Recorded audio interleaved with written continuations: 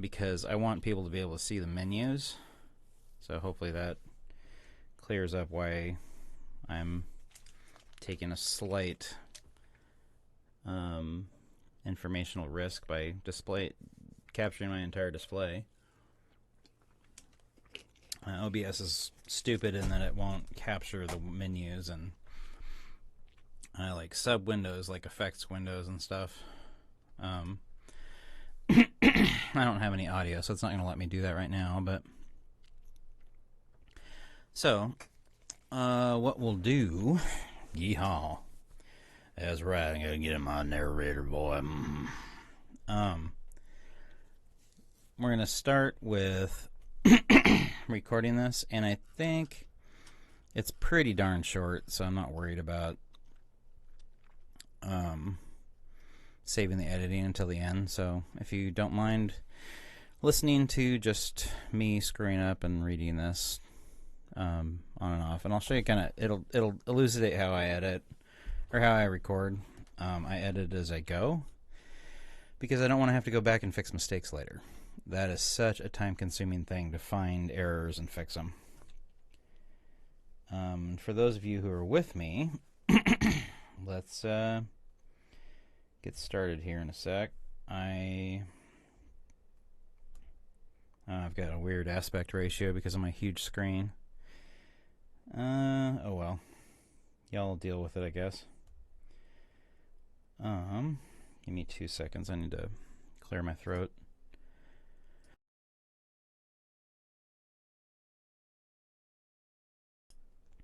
That'd be great if I could set up a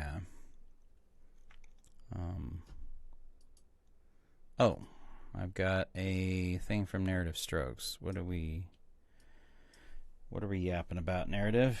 Give me a second.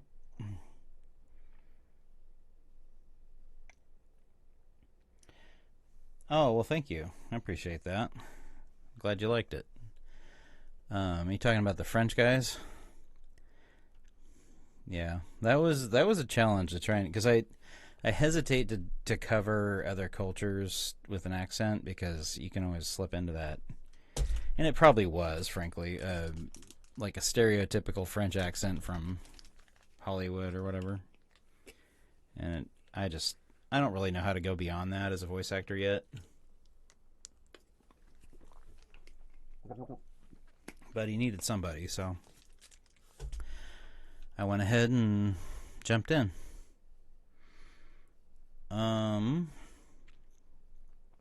But yeah, I appreciate that.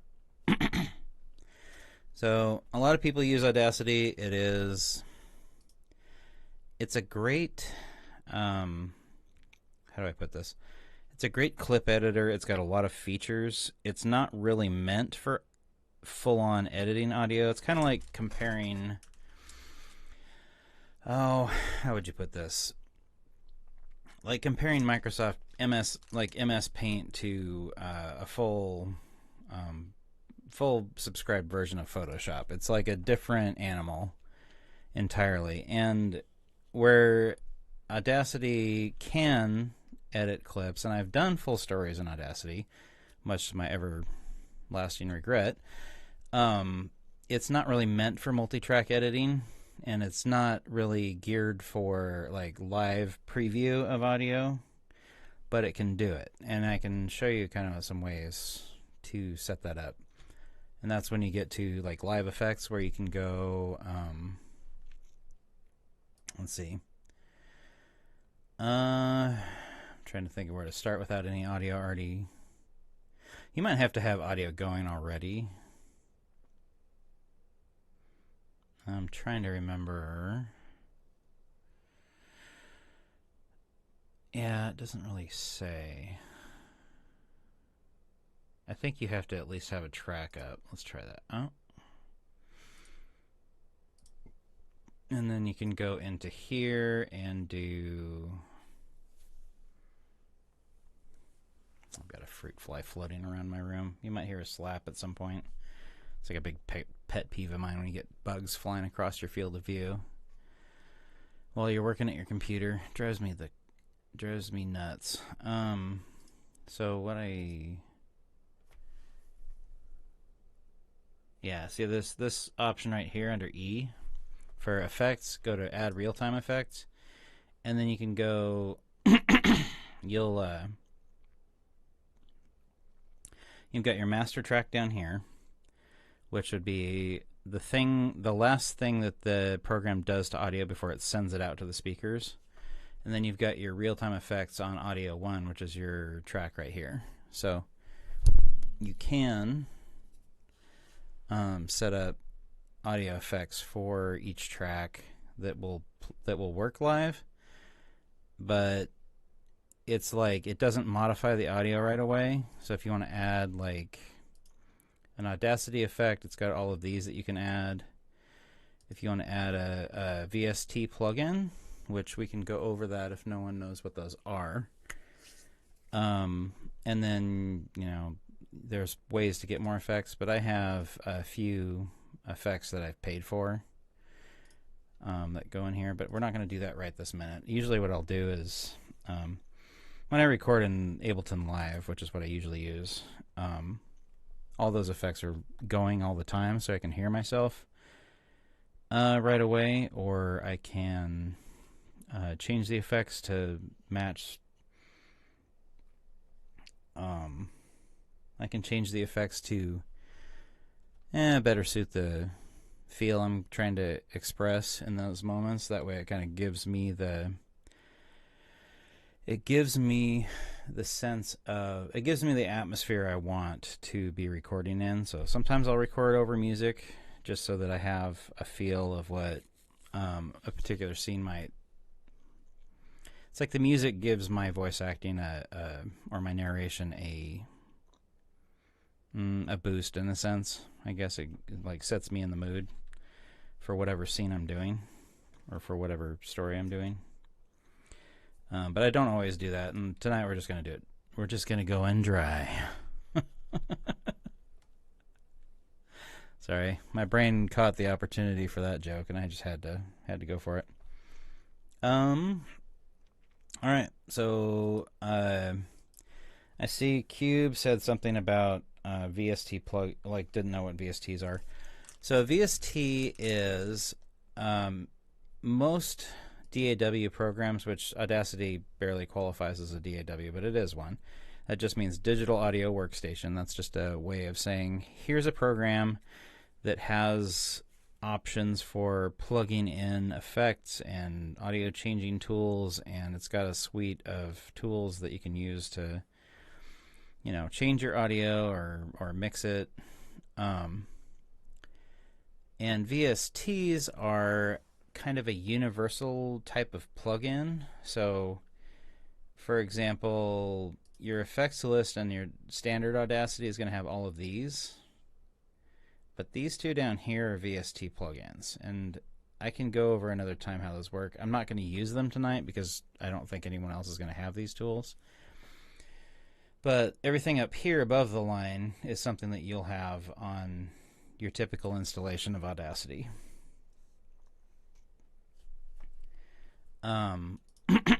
So what I'll do is I just start by recording, right? And you'll want to, depending on your setup, you may have a little bit of background noise, like a fridge going in the background. In my case, the fridge is in the other room, and I've got my desktop below my desk here with its fans running. I mean, desktops back in the day when I first started editing audio didn't have, 6 or 8 fans. These, the newer ones do. And it's still quieter than my laptop, but I would use, noise removal to get rid of the laptop noise. But I do that here too. And there's a couple of different ways you can manage noise. Number one that most people know of, or at least have heard about, is the noise reduction tool. And with that, you'll record your audio first. So let's just record an example track here, or a clip. We'll start with the title and A Spark Despite by Frumious Magpie. Actually, hang on. A Spark Despite by a Magpie. So Now you'll notice, I want to hear, let's test and see if you guys can hear the audio too, because I'm not sure if that's actually going to come through. A Spark Despite by a Magpie.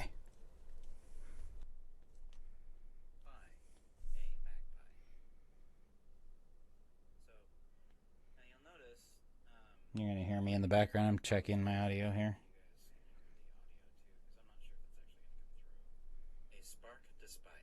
Oh yeah, totally. Okay. All right. So we have that. Now you'll notice that there's this background noise. And you can watch, and the main thing you'll want to do is watch this bar up here. This is your volume for whatever, I think this is the master volume that comes out of the end of the arrangement of tracks. If you have multiple tracks, this shows the sum total of all the volumes of all the tracks that are coming out of the program. So you'll see that there's a kind of a low level of like negative 41 roughly. This works as a scale of the maximum output the program can give minus however much. So as your volume decreases, it goes into the negative decibels. Now, it doesn't always mean anything to the average person, but all you need to know is that if you go over 0, that's where you start redlining your audio, and that's a problem. So, for example, if I were to take this and bring it up to, I don't know, 1, well, it won't let me do that apparently.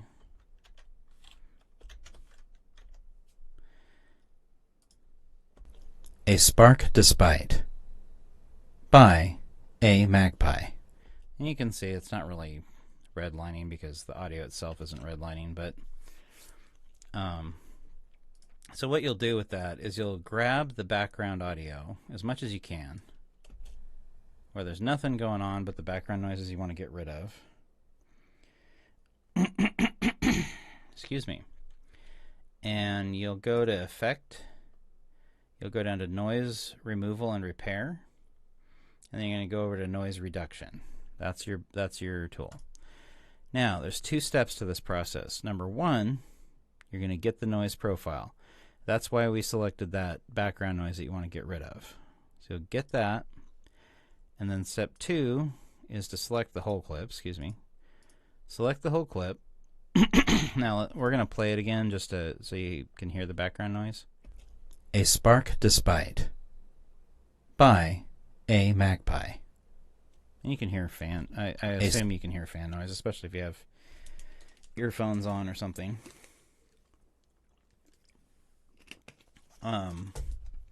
So with that, it stored that noise profile from the audio clip that we selected and got the noise profile of.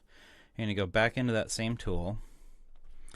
And usually your default settings will be something like 12, 6, and 6 or something like that. I think that's where it usually sits. And it pisses me off that Audacity doesn't have a like reset to defaults option here. But you can preview it.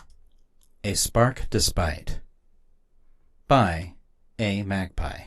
And you can probably hear that the noise level in the background is quite a bit better. Now if I were to take this number and reduce it more, that's going to increase the intensity of the noise reduction, or turn your mute knob up to 11 for those frequencies. But there's a trade-off here in that it'll start to make your audio sound like it's underwater at some point. A Spark Despite by a Magpie.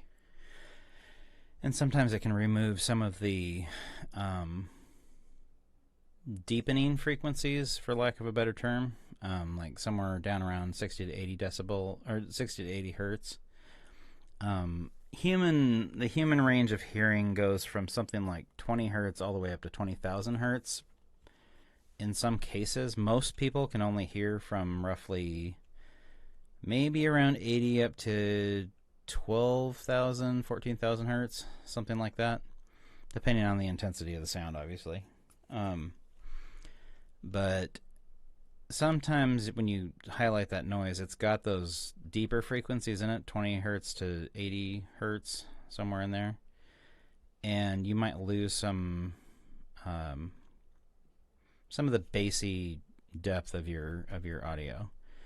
So I'm gonna crank this up just to. A Spark Despite by A Magpie. You hear how it kind of, especially on the tail end by A Magpie, it sort of sounded thinner, if that makes sense, or it sounded like the bass sort of shut off. That's what happens if you overdo this. Now I'm going to crank the sensitivity up just to give you a sense for what happens if it's overdone. A Spark Despite by A Magpie. And I might cut in and out. I'm going to crank this all the way up. A Spark Despite by A Magpie. You can kind of hear the bass coming back and leaving a couple of times in that. So what I usually do is I leave it somewhere between 10 and 20, depending on how much noise I need to remove, and I leave the sensitivity down around 5 or 6. Sometimes as high as 10, but it's pretty rare. This is a pretty clean clip, so it's not really showing the effect as strongly. And then the frequency smoothing bands, I haven't really played with that much, but from what I understand, it's kind of like sensitivity in a way. Let's crank this up and see what this does. A Spark Despite by A Magpie. Crank all three of them up. A Spark Despite by A Magpie. Yeah, see, it's not really screwing with the audio too much, given that it's pretty clean already. So I'm going to just drop this back down to 6, and this will be sitting at about 16. Somewhere between 12 and 16 is usually good. But I'm not going to actually apply this because I want to record the story before I mess with it. So hopefully that clears everything up. For the noise reduction, if there's any questions, just pipe up and ask. I'm just going through this and kind of the how I would presume another narrator would go through their workflow. Is kind of how I'm going at this. So I'm going to record a paragraph, and then we'll come back to noise reduction methods and what you should do with your audio. This is a cold, sterile hallway of concrete and steel, with multiple doors set along its length. Each door is reinforced steel, with a small head-sized plexiglass window set into its frame. 4 men stroll leisurely down this hallway. God damn it. I make lots of a mistake. 4 men stroll leisurely down this hallway, each with a clipboard or notepad in their hands. White coats with name tags on the breast share their shoulders. Wait, what the fuck? Oh. White coat. Yeah, I screwed up the sentence structure. White coats with name tags on the breast share. Come back. No, please don't. I don't know why that's not. There we go. White coats with name tags on the breast share their shoulders with an undeserved sense of entitlement. The shortest of them wears eyeglasses and a small, Damn it. It's like, I haven't seen that word in a while, so...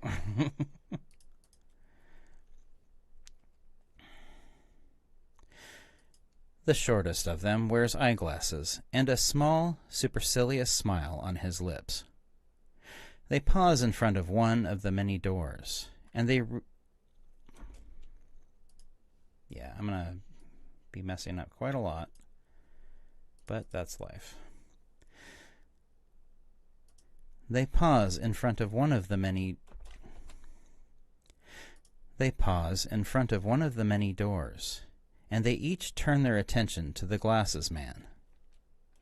Okay, now this is where the dialogue cuts in, so sometime, like with Audacity, I haven't done it in a very long time, but I will just go ahead and add another track, because this will allow me to, and you can right click that name and rename it to whatever. I usually go with like whatever the character's name is. I'm gonna call him Glasses in this case. I think you can just start recording right here. No, it starts at the beginning. I am trying to recall how to do multi-track recording with this.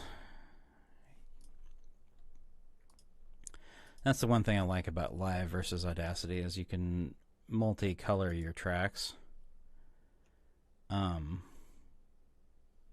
Wave color. Oh. You can yeah, you can color your tracks whatever you want, and you know, color coding helps separate the characters and the sound effects and all the music and all that other stuff. Let's see. I am trying to recall.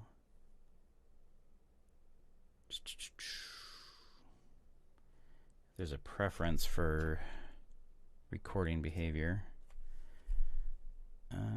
Let's see.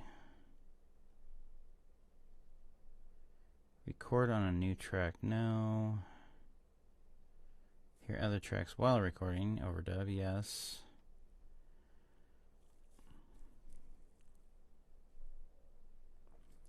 I think there's a way to set a punch in place. I just don't know why it goes back to the beginning. That's the problem. Let me do a quick Google on that.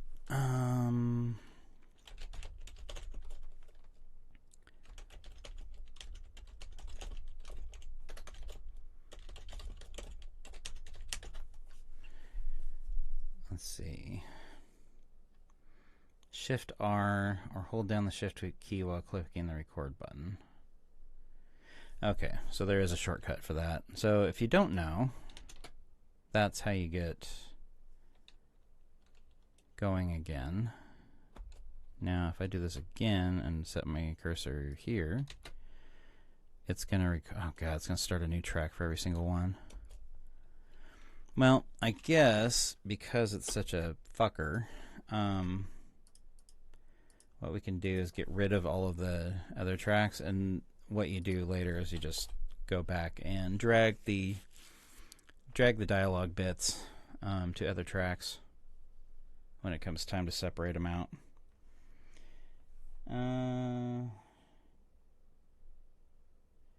Oh yeah, no worries, Shadow Thread. Thanks for coming by. Hi, Cisco. What else we got? Use the cool emojis. Oh, okay. My favorite one. Oops.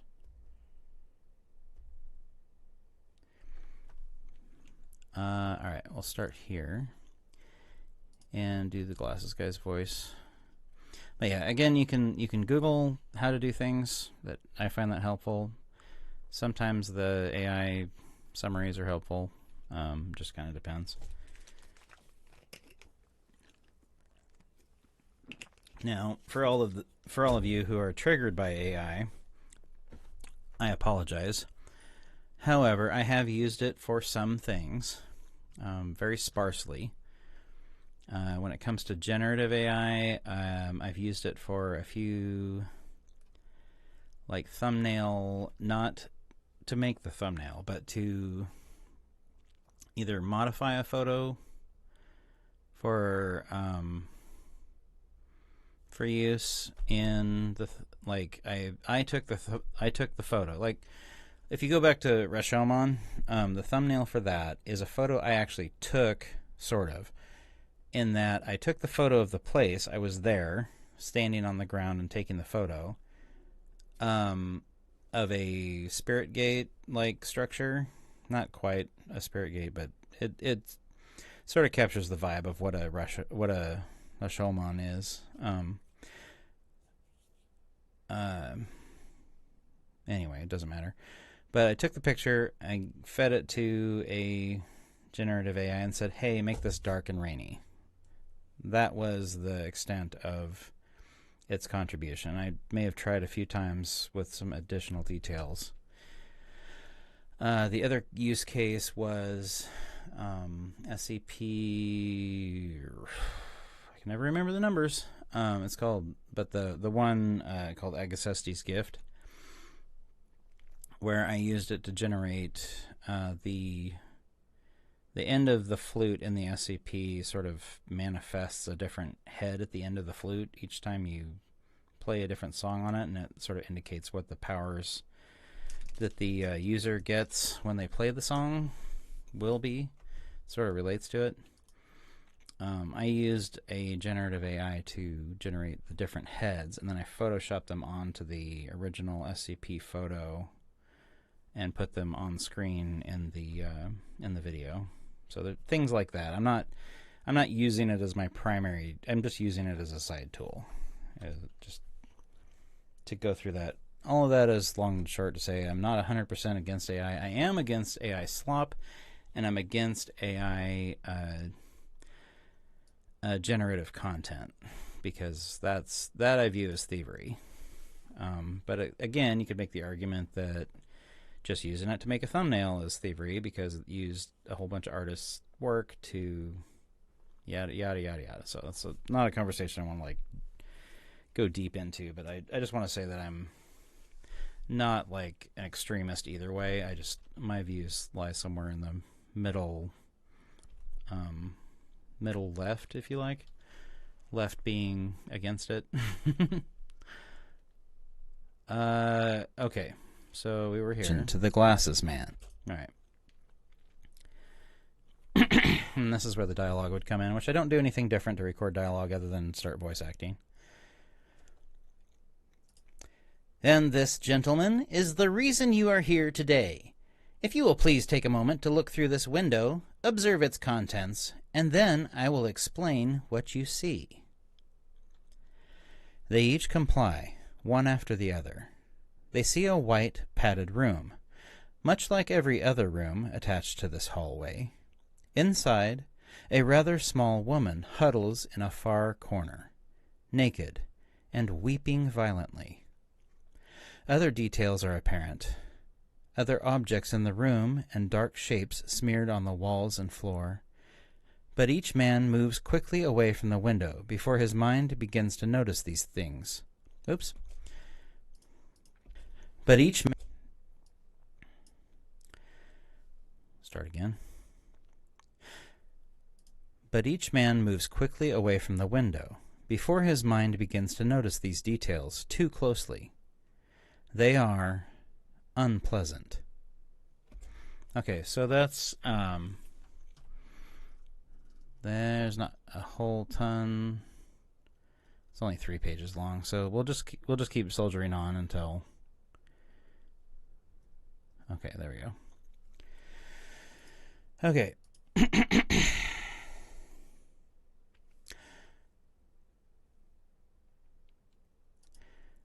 The short man in eyeglasses nods to each of them.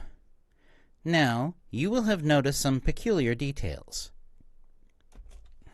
Sorry, I have to belch. The short man in eyeglasses nods to each of them. Now, you will have noticed some peculiar details. Yeah, I'm putting on a slight nerd voice. Let us address each one. The first, no doubt, is that she is... An unearthly sound interrupts him.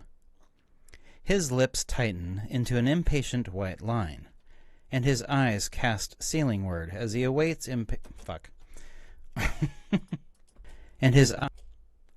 So I'll drag back to that point where I stopped, or where the error is, drag my audio before the error, and then that's where it'll punch in.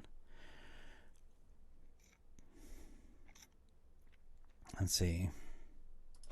His lips tighten into an impatient white line. Into an impatient white line.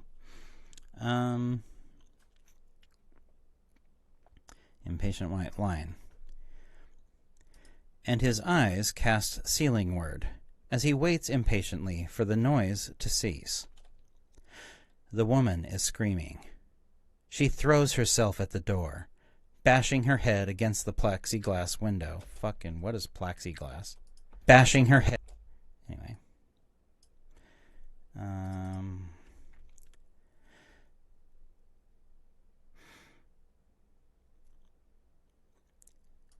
Bashing her head against the plexiglass window until her forehead bleeds. Her voice is infused with grief and rage. Her gaze is inescapable, and each man notices something deep in her maddening eyes. This something makes them even more uncomfortable, and so they look away. Eyes. So for things like that, I just, like if I have a larger gap than I want, I'll just highlight the amount of audio I don't want there. I'm going to zoom in a little bit. Hold Control and roll your mouse wheel to zoom, by the way. And I just hit backspace, and that gets rid of the time in between. You don't want to do this for multi-track editing, and I'll show you why. So I can just highlight the track and hit Control D to duplicate it. Now what I do to this track, if I hit backspace, oh, never mind, I remembered wrong. So I guess you can do that for multi-track editing, but it will change the placement of all your audio clips if you're not careful in how you delete sections of audio. Now what you can do to avoid that, let's say I want that spacing to stay, but there's like a breath there or something I want to get rid of. What you want to do is hit Control I, which separates the audio clip in question. You know, you can clip each clip, or you can click each clip separately now. And that operation is called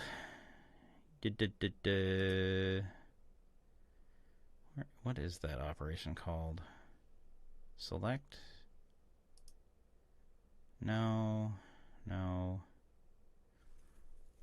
Track to cursor. I'm not sure what. I think I learned that on an earlier version of Audacity, and now I'm not seeing a menu item that reflects it. Yeah, it should be under audio clips. Oh, there it is, split. Okay, that's the split operation. So you split it, and then you hit backspace, and then it keeps your spacing. And then you can adjust, like if you're doing what I'm doing, you can adjust the timing between eyes. This something makes them even more uncomfortable. So what I wanted to do was get rid of that. Eyes. This something makes them even more uncomfortable. Yeah, and there's a bit of a harsh jump right there. But that's okay. We can remove that later. This something makes them might even be able to just remove it by doing that. This something makes them even more uncomfortable. Anyhow. So they look away. So we save. Save often. And save a lot and save often. And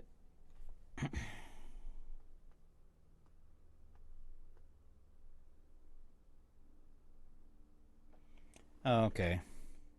Shift and record to start in a custom location.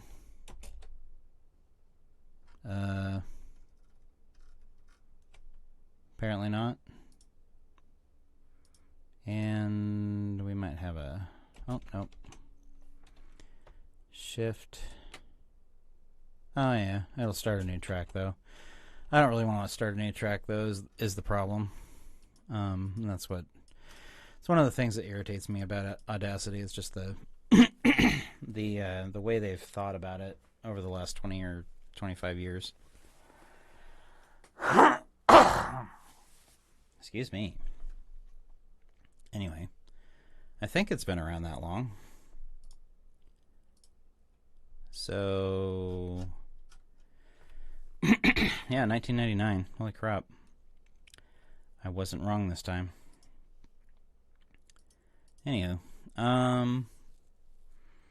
where was I? Look away. All right, let's page down here.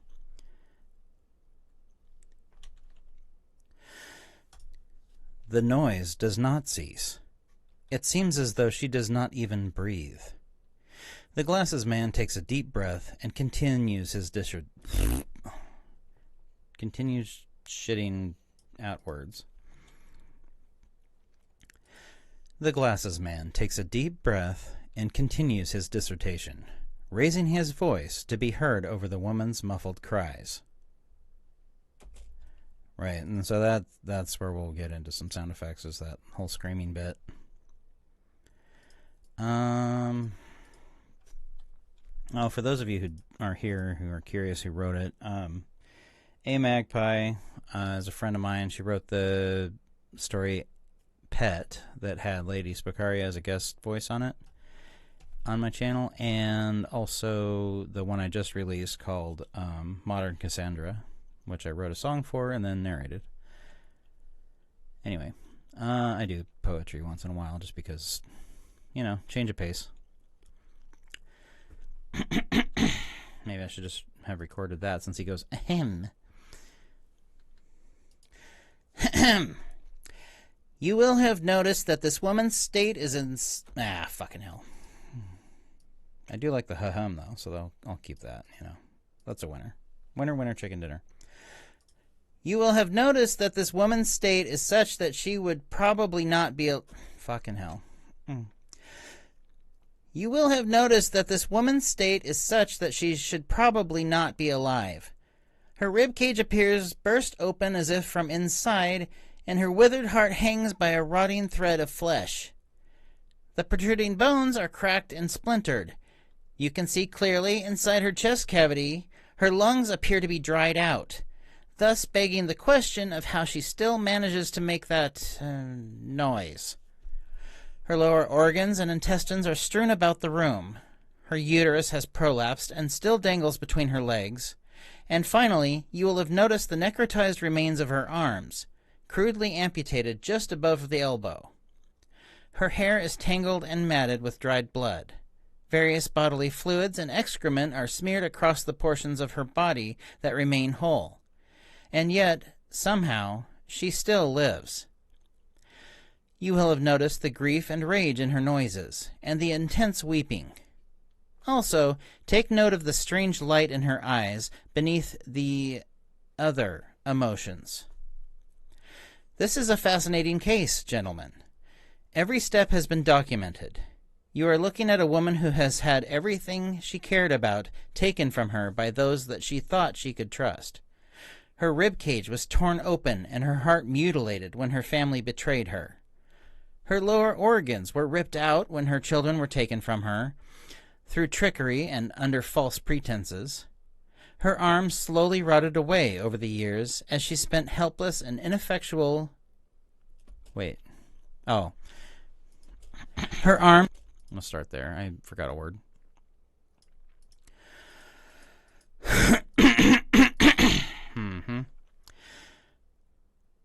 Her arms. Her arms slowly rotted away over the years she spent helpless and ineffectual to remedy the situation. She has been abandoned by... crap. Did it again. She has been abandoned here by that same family, who were all too eager to see her become someone else's problem, to see her vanish. She, of course, never gets any visitors. They are only too happy to forget she exists. Let's see here.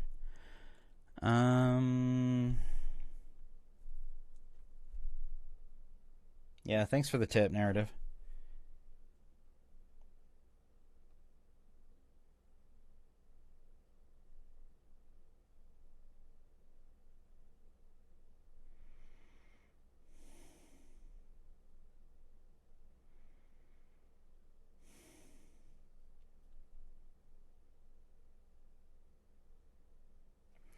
Yeah, do you, Narrative, do you have a way to keep it from popping a new track in every time you start recording with the shift command?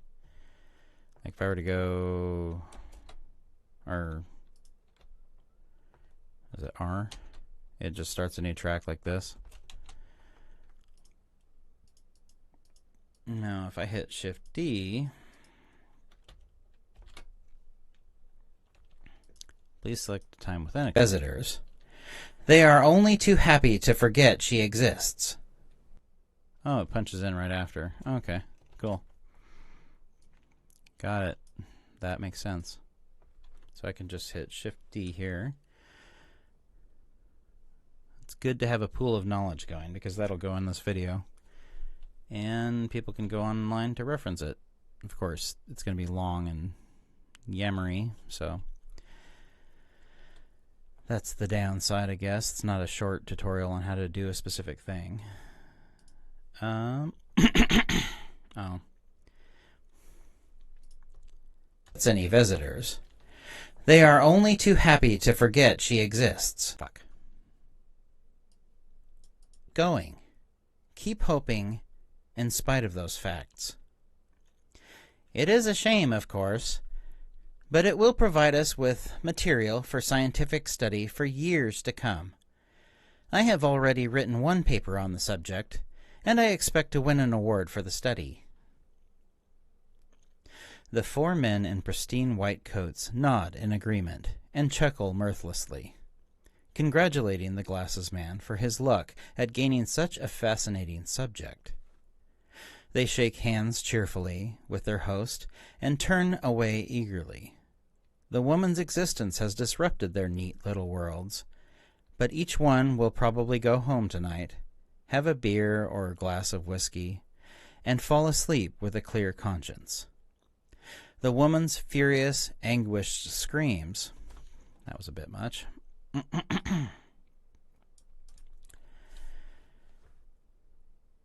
beer or a glass of whiskey, and fall asleep with a clear conscience. The woman's furious, anguished screams fade further into silence with every step they take. Is that the end? Nope.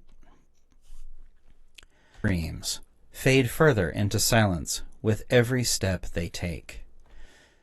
A curiosity, yes, but she is no longer their concern. The end. Okay.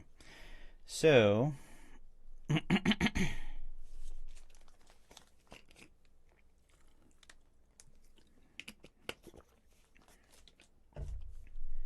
punch and roll, baby, punch and roll.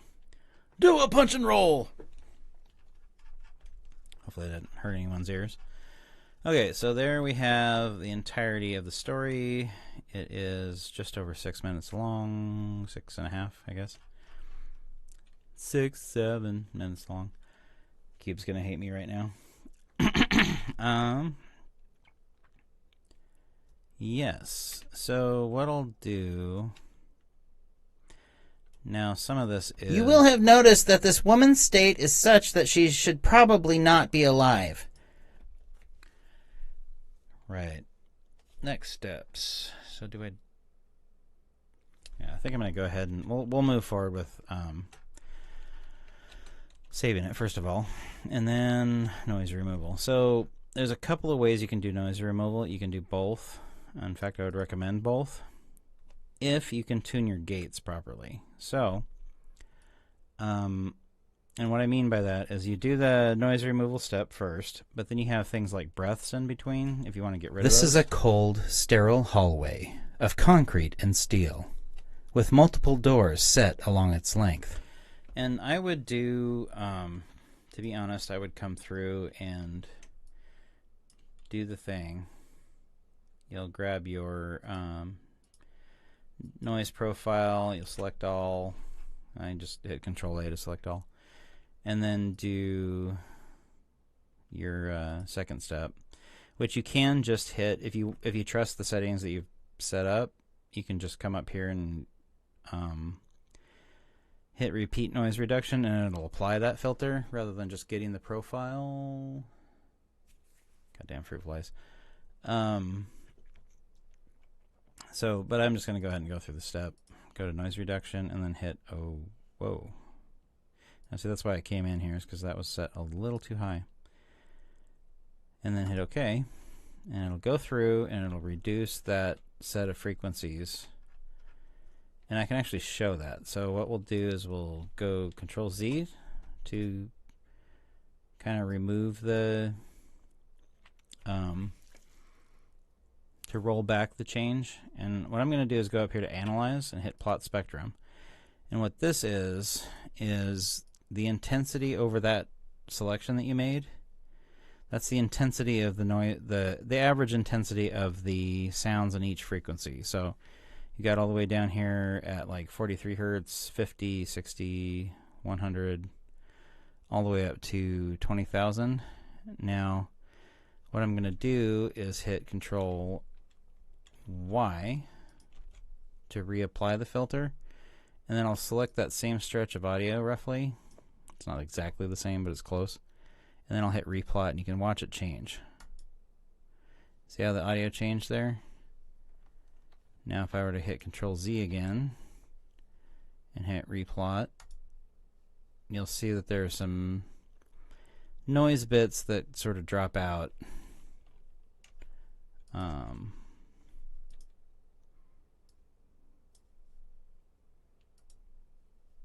And it's not a big change, but it's enough to where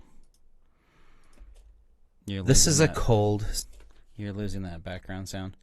And you can use this tool to analyze for things like, you know, for example, if you have sibilance. I'm lucky enough to have a de-esser tool, but they're not. Most of them aren't free. From at least the good ones, from what I understand, aren't free. There might be one out there that I'm not aware of. But not everybody has that, so what you can do is come in here and go, oh yeah, there's a spike at 5,500 hertz or 6,000 or whatever. Try removing it with an EQ tool, which I'll show you more about that later. And then come back and plot it and see what your plot looks like and adjust accordingly. Just keep in mind that you need to... In fact, I would almost... I'm going to Control Z this again. Keep your original audio. This is the better practice. I hardly ever do this, but this is the better practice. Take that, leave it as raw recorded audio. Don't, without even the noise filter. This is a cold. And then come over here, click the whole track, and hit Control D. And then what you'll do is like rename this to something like I don't know, raw audio or no touchy. And then you've got a copy of all the audio you recorded that's pristine and you haven't messed with it. And so you can just put this this whole thing on mute and leave it alone. So from now on, we will mess with the second track here. And what I'll do is go ahead and apply noise reduction.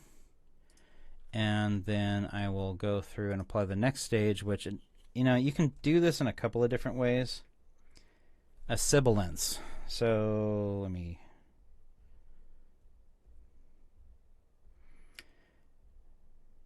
Is it A? Sibilance? Oh, God.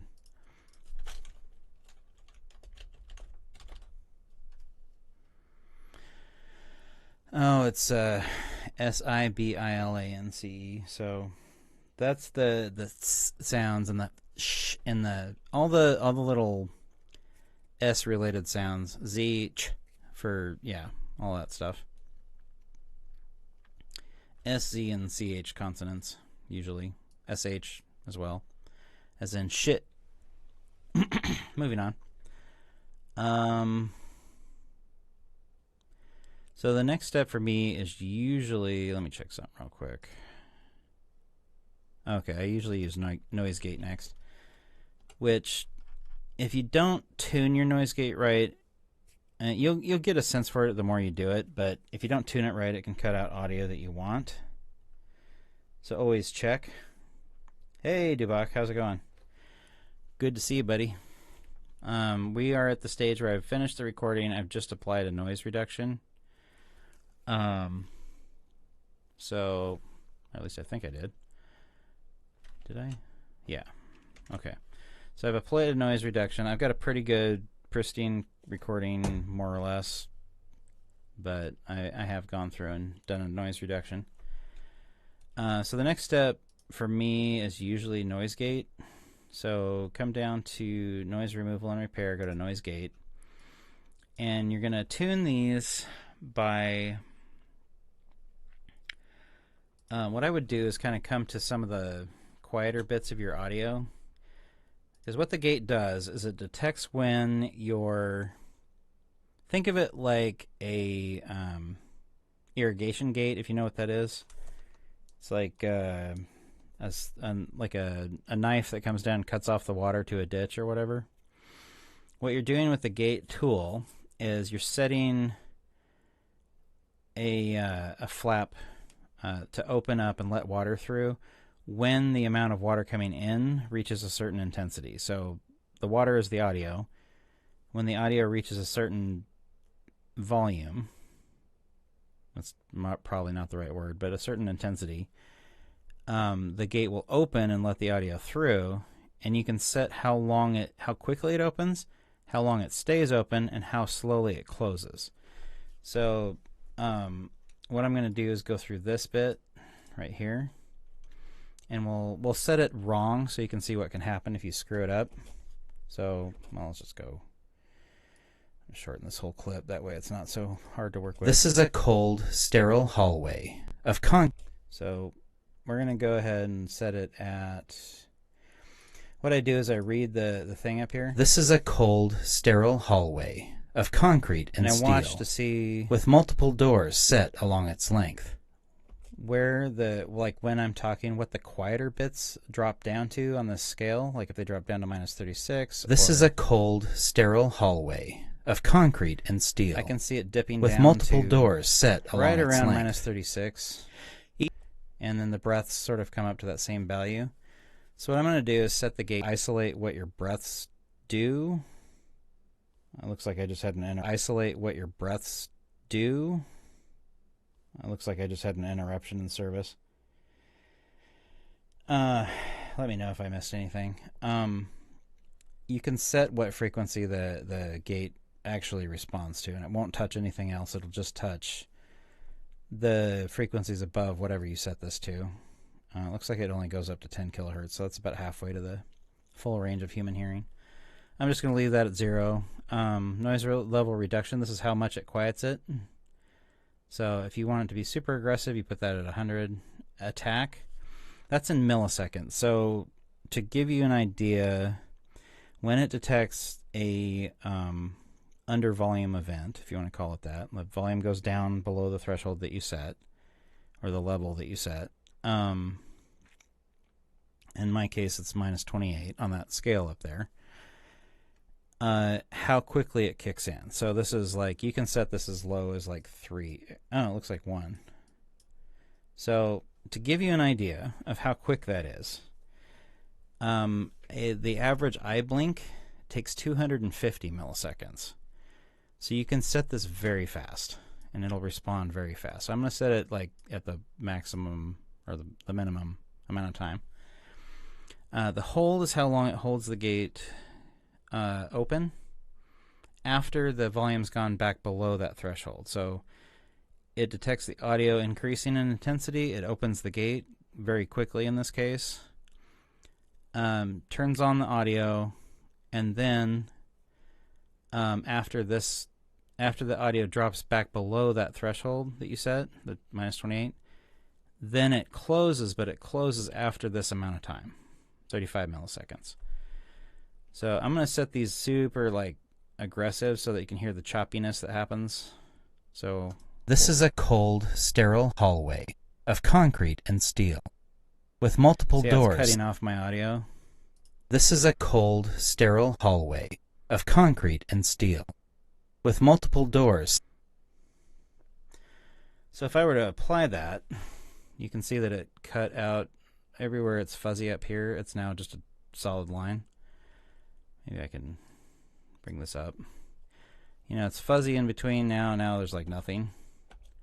Now listen to how it turned out. This is a cold, sterile hallway of concrete and steel, with multiple doors set along its length.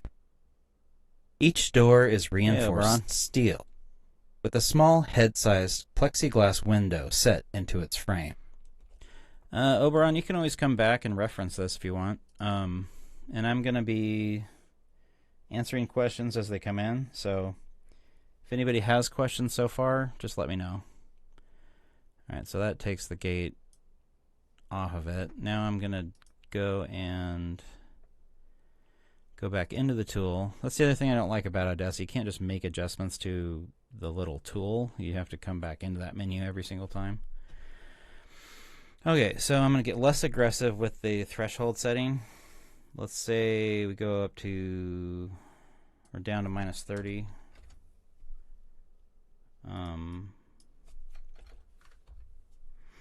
Now, let's listen. This is a cold, sterile hallway of concrete and steel, with multiple doors set along its length. And you can hear how choppy it is when it cuts off. Its length. You hear that? So that's the, again, the aggressive setting on the the hold feature. So we'll go back in. Nope, wrong fucking tool. Noise gate. And so what we want to do is set this a little less aggressive. So we'll go down to like, let's just go to the other extreme and like set it not at all. Like -48 is probably pretty good, and it's going to have most of the sounds that exist in there. It's not going to cut off anything, in other words. This is a cold, sterile hallway of concrete and steel, with multiple doors. So yeah, it didn't cut off anything. So what I usually do for my voice, at least in my setup, is right around -42. At least on my other program it works. This is a cold, sterile hallway of concrete and steel, with multiple doors. And it kind of depends on how... Oh, okay. See you later, Cube. Again, you can always come back and ask questions or like refer back to this later. This has already been going a long time, and I imagine we're probably going to go to like maybe 2 hours. We're at about 1 hour and 15 now. Probably an hour of actual, because I was kind of hemming and hawing right at the beginning. So right around 42 seems to work. I'll go with this one. It's a little more quiet, so I'll go a little bit toward the 0, like increase the volume a little bit, and then we'll start playing with the attack feature. So, well, not with the attack. I usually leave that at 3 milliseconds. I don't screw with that too much because I want it to kick in quickly. Open up quickly, that is. For hold, I usually go... we'll start at 10 and see how that grabs us. This is a cold, sterile hallway of concrete and steel, with multiple doors. And you can still kind of hear it being choppy. So I'm going to set it again real aggressive on the threshold, and then we'll hear what happens as we increase the hold feature, or the hold setting. This is a cold, sterile hallway of concrete and steel, with multiple doors. See how it's choppy again? So now I'm going to increase this to like 30-ish. Let's try 35. This is a cold, sterile hallway of concrete and steel, with multiple doors. Okay, so less choppy, but still pretty choppy. So I'm going to increase this to like 50. This is a cold, sterile hallway of concrete and steel, with multiple doors. Alright, so it's getting most of the audio still. I'm going to go to 55. This is a cold, sterile hallway of concrete and steel, with multiple doors. And again, I'm really aggressive on the threshold, trying to make it gate more than it should. But you can see that by increasing the hold, it makes it less choppy. So I come back down here to like 0, and this is a cold, sterile hallway of concrete and steel with multiple doors. And then you bring it up to like 26. This is a cold, sterile hallway of concrete and steel. All right. And then we increase it to like 60 something. This is a cold, sterile hallway of concrete and steel with multiple doors. And you can hear it cutting off still, but that's less aggressive. So I'm going to leave that at 50, and what we're going to do is we're going to screw with the decay feature. So I want you to hear it with, I'm going to make this slightly more aggressive. This is a cold, sterile hallway of concrete and steel with multiple doors. You can hear how it's cutting off my audio. So here's what happens when you increase the decay. And I'm going to go ahead and just bump this straight to 50 because I have a good feeling about what it's going to do. This is a cold, sterile hallway of concrete and steel with multiple doors. Now, it sounds choppy still, so I'm going to go ahead and bump this up to 100. This is a cold, sterile hallway of concrete and steel with multiple doors. See how it's softer at the end? Like if you set this to 0, or to 10, rather. This is a cold, sterile hallway of concrete and steel. Oh, I accidentally set the thing to the hold to 0. This is a cold, sterile hallway of concrete and steel with multiple. Now listen to the steel, especially to the steel part. Once we bump this back up to 100. This is a cold, sterile hallway of concrete and steel with multiple. See how it's kind of softer on the landing at steel when the gate closes. So what the decay does is it's how quickly the gate closes back down when it detects a below threshold event. So your audio drops below the setting that you've set here, and then the gate goes either wham, like a guillotine, cutting off the audio instantly, or like after the hold. So the hold is going to be there no matter what. Whatever you set that to, the audio drops below a certain level. The hold keeps the gate open for the next 50 milliseconds, and then wham! If the decay is set to 10 milliseconds, it's going to sound really choppy when it closes. Whereas if you set it to 100 milliseconds, it's going to take 100 milliseconds for it to go from all the way open, clear to closed. So that softens the cutoff, and so you don't get that choppy audio at the end of every gate event. And so what that looks like, so if we were to take this and increase it to 150, for example.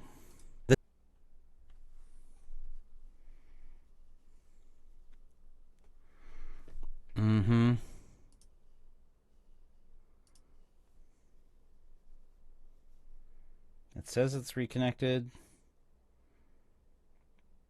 There we go. Okay. I'm not sure where it cut me off. I didn't notice. But I should probably have that phone out in front of me so I can monitor a little closer. Yeah, I'll put the phone in front of me so I can see when it starts buffering. Gargle. So, Keeper, I don't know if you heard any of that, but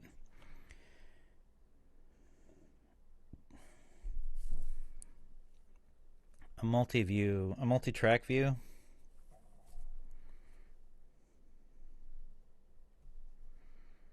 A multi-view on the track. Oh, you mean as far as showing the spectrum?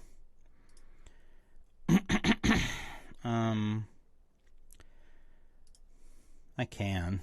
I don't prefer this view typically because I don't do a lot of spectral editing, just because it's a bit of a time suck for me. Let's see.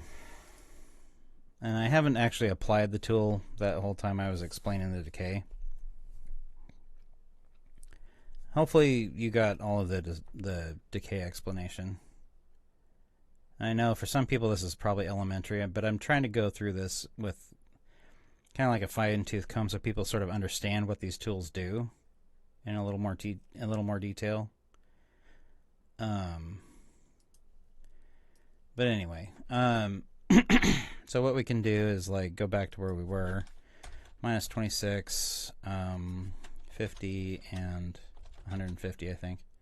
This is a cold, sterile hallway of concrete and steel, with multiple doors. Now you can see what happens.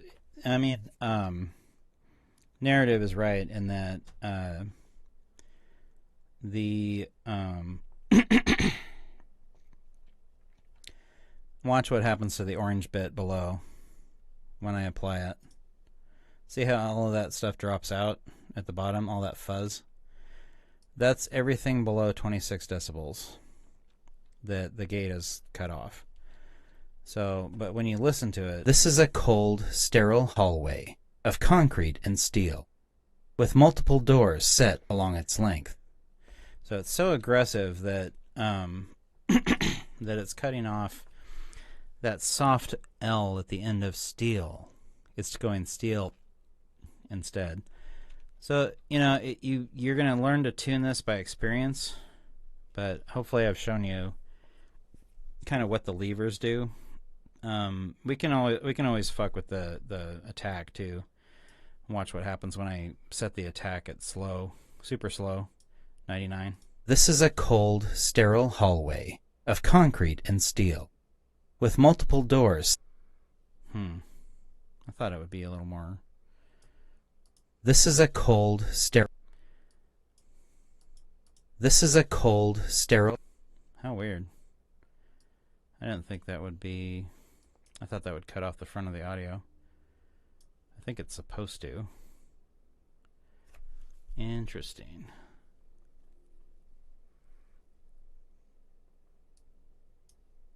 This is a cold, sterile. I don't know what that does. Is that essentially kills the gate actually working. This is a cold, sterile hallway of concrete. Okay, so basically there's a speed knob on how quickly it opens and lets audio out. Or sorry, there's a there's a speed knob on how quickly it closes when audio's when audio drops below your volume that you set it, which is the attack. The hold is how long it stays open when the gate's open. Sorry, let me rephrase that. The attack on this... Okay, so the gate's closed. It detects an audio threshold coming above its requirement. Let's gate this up and see what happens. This is a cold, sterile hull of concrete and steel, with multiple doors. This is a cold, sterile hull of concrete and steel, with multiple doors.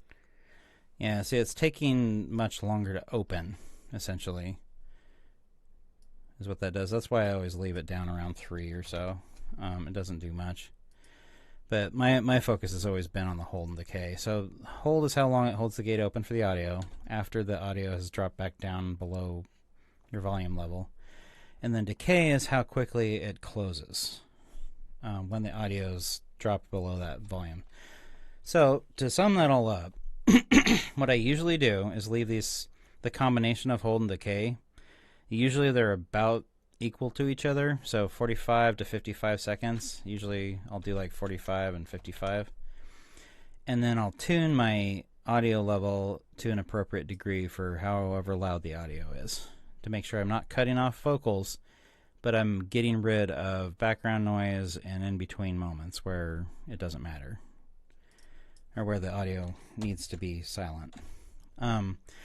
The gate is especially useful. You don't always need it, especially with the noise removal feature, but it's useful in places where maybe the noise removal, if you get too aggressive, like if you have kind of a crappy recording and you get too aggressive with the noise removal, it will make your audio, like it'll make the audio coming through sound underwater or muddy or whatever. The gate can be useful for cutting off those in-between moments, the the spaces between, essentially. Fucking trigger word. Hey, Mysterica, how you doing? Let's see. I use Audacity for your video, but understood absolutely nothing about what I was doing, so I know nothing. It's all new to you. Okay, well, I didn't exactly do a super basic tour of the features to get started. What I'm doing is more of geared towards people who have been using it a while, but don't know what any of the buttons and knobs do. And I'm trying to go through my workflow that I sort of landed on before I switched back to live, Ableton Live, and I also set this up for like recording short bits of audio for people. It's like faster than live is, in a way. So what I'll do is set this around -40, I think, and that should do it. And so we'll test a section. This is a cold, sterile hallway of concrete and steel, now with multiple right doors here, set. Right here, this hump where the orange is. See that?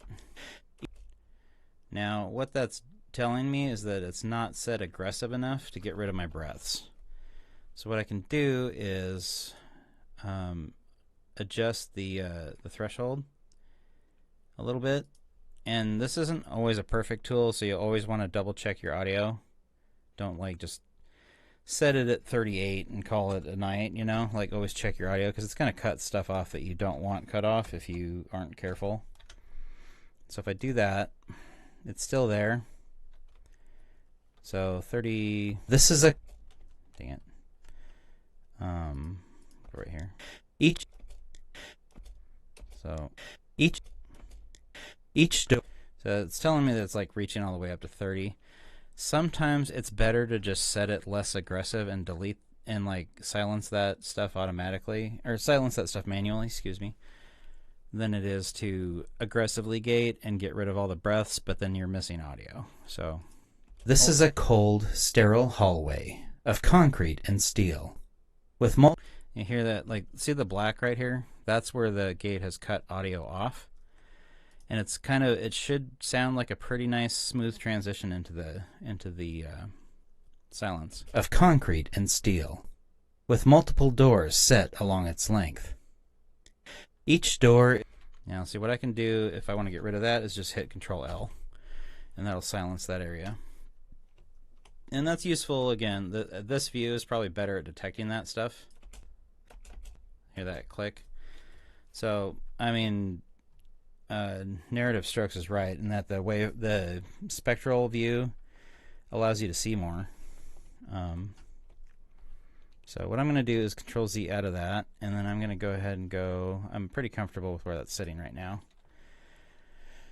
I'm going to select the entire track by clicking up here, and I'm just going to go ahead and apply that gate to the whole thing.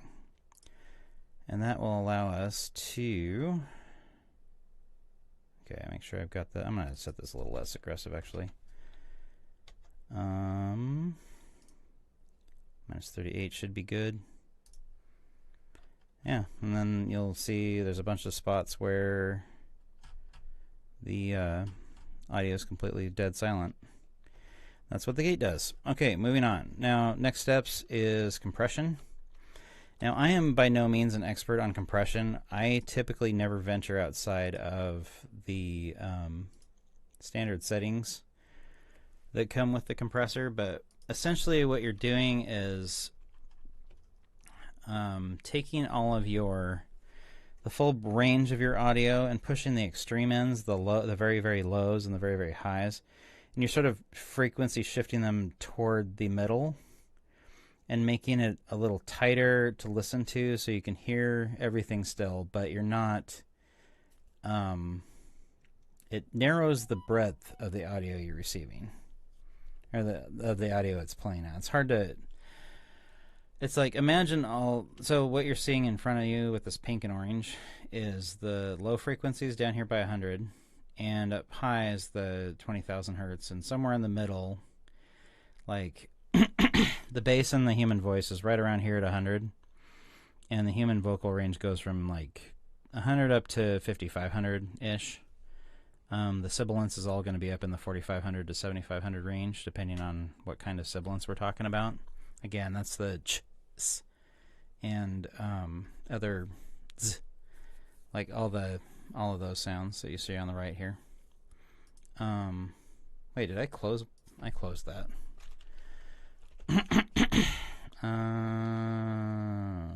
There it is. I closed the story. Whoopsie. So we can actually do the same thing we were doing earlier and just kind of look at the one clip and see what happens when we compress it. So I'm just going to go in and we'll just start with the standard settings. Like I can just go in here and go to factory presets and go to defaults. Maybe I don't know if narrative will have a narrative strokes will have input on this one, but like I said, I don't play with compression a lot. Usually I just, hit the go button and leave it as is. So now there's a couple of new knobs to turn on this version from the last one I used. And one of them is makeup gain. So this is what will increase your audio. Like after it's been compressed, it'll fill the volume in and bring it back up to like if the compression process quiets your audio, this is what it'll bring it back up to volume wise, because compression can reduce your overall volume. So let's just apply it and see what happens to the visual of the audio in the background here.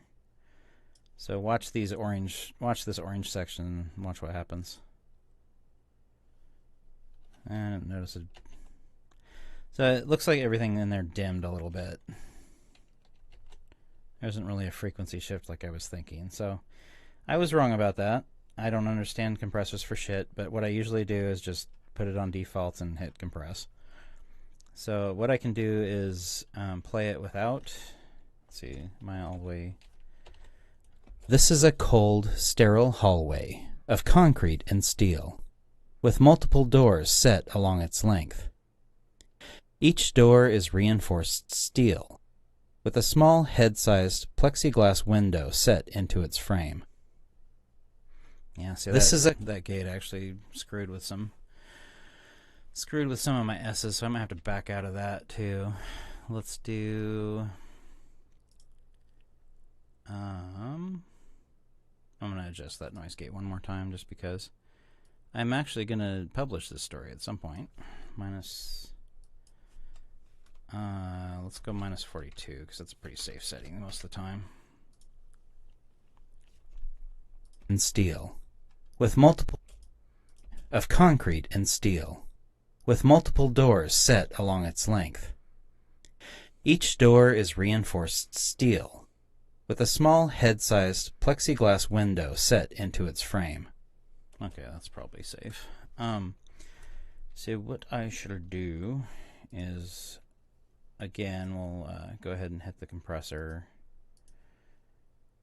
apply, and then Control-Z. This is a cold, sterile hallway of concrete and steel, with multiple doors set along its length. Each door is reinforced steel, with a small head-sized plexiglass window set into its frame. All right, now this is compressed. This is a cold, sterile hallway of concrete and steel, with multiple doors set along its length. Each door is reinforced steel, with a small head-sized plexiglass window set into its frame. Okay, now it'll be hard to note without headphones. It'll be hard to notice the audio difference, or the difference in the audio. This is a cold, sterile. So I think what I'm gonna do. Let's see.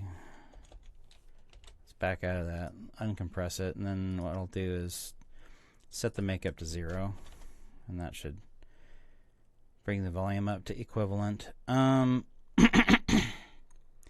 Now there are a bunch of presets in here. If you want to get into the nitty-gritty, you can learn how. But a lot of these are set up for like kick drums or piano, or there's different ways to compress different instruments to sound better, quote unquote better. But if you are to screw with this, I would say probably want to go into vocal control, touch up, voice memos, like... This is a cold, sterile hallway of concrete and steel, with multiple doors. Yeah, you can sort of hear the power increase behind it, if that makes sense. This is a cold, sterile hallway of concrete and steel, with And then if we were to pick like power vocals, maybe see what that does. This is a cold, sterile hallway of concrete and steel, with multiple doors. Sort of brings the voice a little more up front, if that makes sense. Let's see what vocal touch-up sounds like. This is a cold, sterile hallway of concrete and steel, with multiple doors. I actually kind of like that. When you apply it, it sort of thickens up the audio and brings it closer to the center. I did see your question, narrative. Hang on. Yes and no. I would say in Audacity there's probably a better way to do it than I have. Let's see, I'm going to Control Z out of that. Maybe the best way to demonstrate would be to like take that and go, okay. The couple of ways I can think of would be to grab this and look at the the range of frequencies your breaths hit. So you'll see peaks at 600, 2000, maybe a little more so. But you want to look for stuff that's like on the higher end. I would say probably at 2000, 1887 rather. So what you can do is take that aside. Let's just select the whole clip to see what it does when we mess with it like this. Is if you see a spike like that, you could select your entire track and go into your EQ, like a graphic EQ, or you could come down to your filter curve EQ, which is a little more precise. And I used to actually do this where I would sort of lay one of these right over the top of the other. Oh shit, I can't do it when you're... So give me a second here. That's as detailed as she gets. So anyway, I would stretch this out, and then I would take the filter curve EQ. I didn't select the audio. Dum.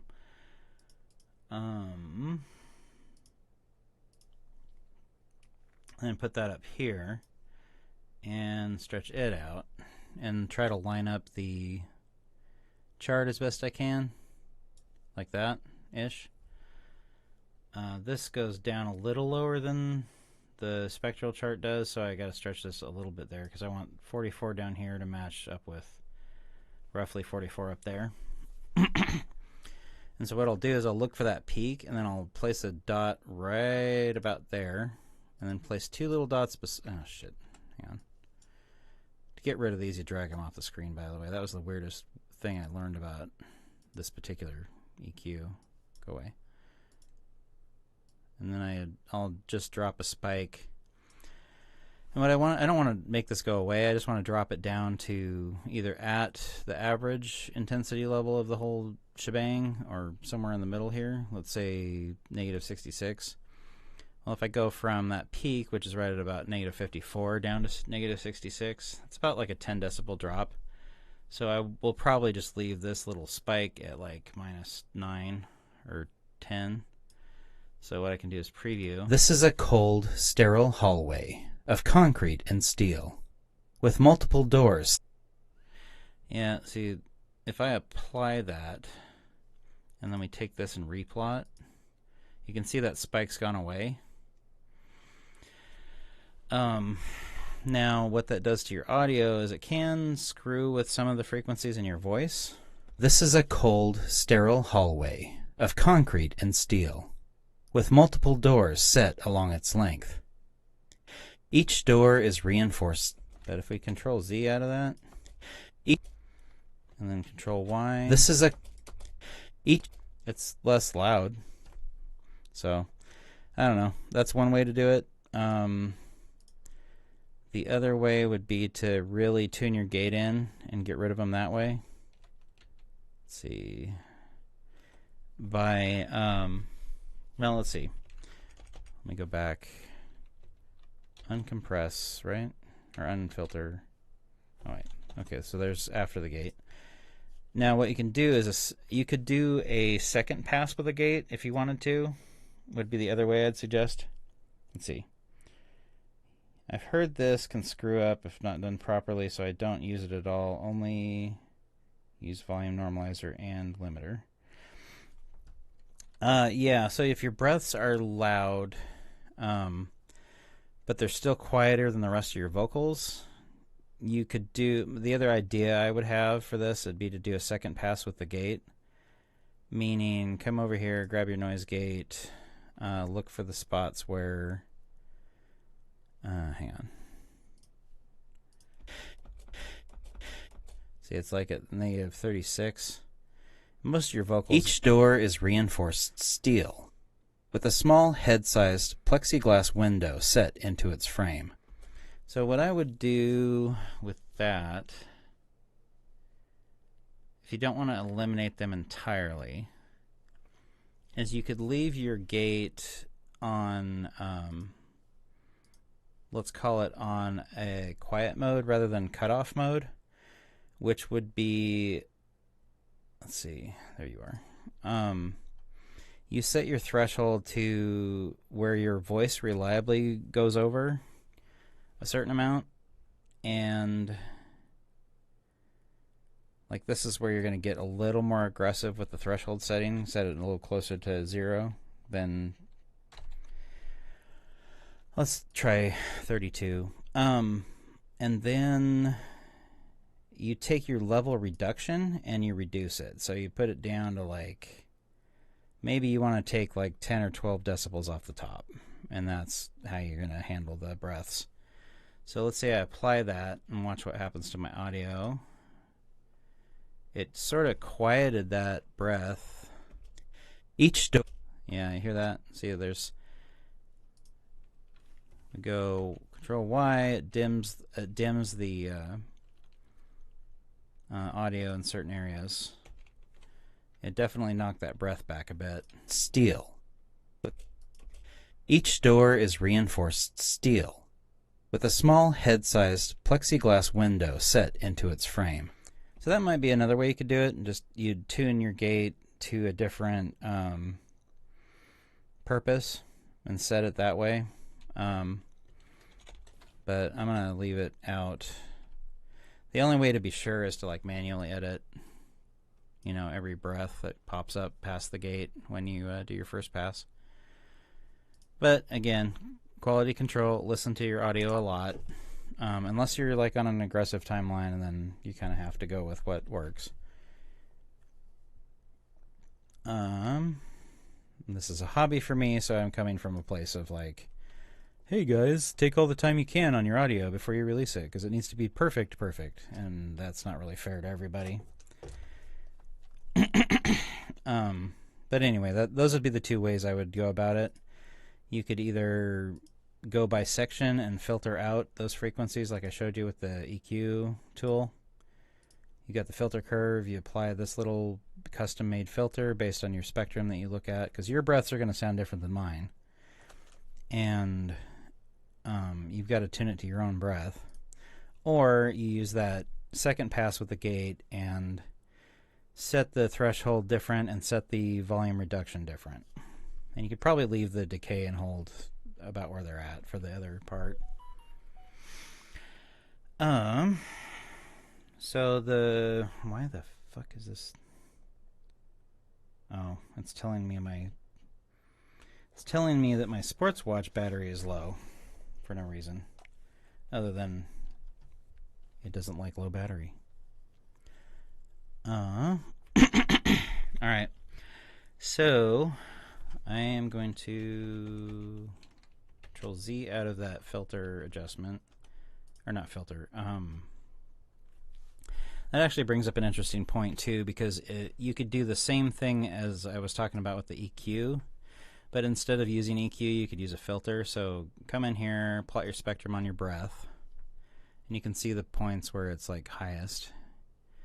Go in and grab your notch filter, which is going to cut off a frequency around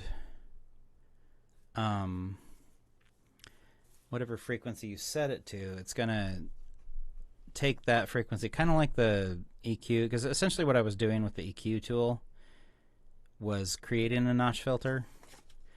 But what you'll do is come in here and go, okay, I see a peak at whatever it was, 1,880 something hertz. You can go in here and go 1,880, and then the higher this number, the narrower it is, I guess. So let's go 3 maybe. So we go with 0. Oh, I guess it won't let us do that. Okay, so 0.1 takes out the whole breath entirely, but it'll probably screw with the rest of your audio a lot. If you go to 1.0, you can still hear it. If you go to 3, and if you go to 30, yeah, so that's how wide a swath it's taking out of your audio, I guess. And I guess the only other option I would consider might be to grab that, do your noise removal. So let's do noise reduction, get noise profile of the breath, and then we take that whole thing and run a noise removal filter. But the problem with this is it'll take off the breathiness of every other word that you say. So it's like everything is a double-edged sword. This is a cold, sterile hallway of concrete and steel. See how it kind of with sounds multiple watery? doors. And that's the wateriness I was talking about. Oh, it's all the way set up to friggin' 12 smoothing bands. No wonder. This is a cold, sterile hallway of concrete and steel. And it kind of sounds almost muddy now because we've taken out that breath. Oh, hey, Magpie, how you doing? It's going pretty good so far. We're done recording your story, and we are working on how to edit and get rid of noises and all that stuff. Yeah, getting rid of breaths is one of the hardest things to do. If you do punch and roll, you can do maybe a couple of minutes at a time, and then go back and look for breaths manually. So there's a few options. It's not super easy. You could do line by line punch and roll, where you look for breaths or breath violations, I guess. You listen back and check, that sort of thing, and then or edit them out, just highlight and delete.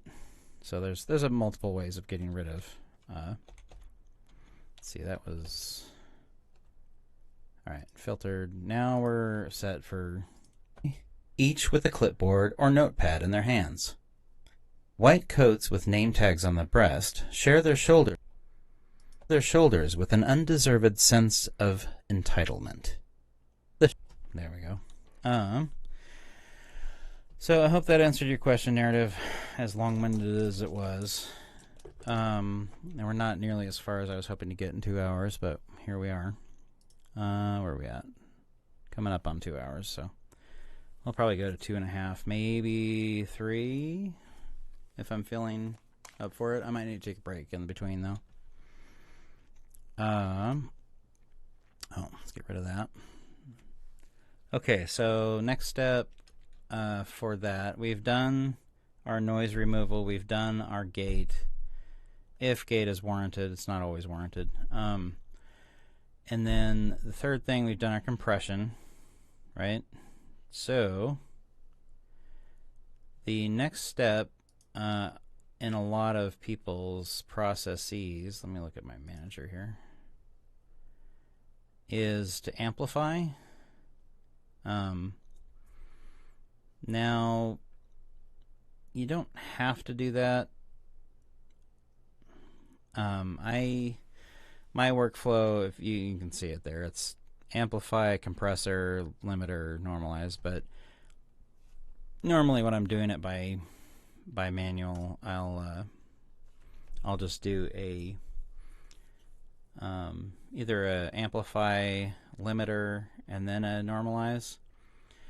But I'll go through that real quick because it's super easy. So what you do is you come up here, go to volume and compression, go to normalize. God damn it. Thought I had that selected, but I didn't. Go to normalize. Leave this at -1 because that'll set it as so that the biggest peak in your audio will hit -1. That's the maximum you want. Otherwise, you'll start clipping. If you set it to 0, it'll clip, and you'll have over volume events that distort your speakers and stuff. So do that,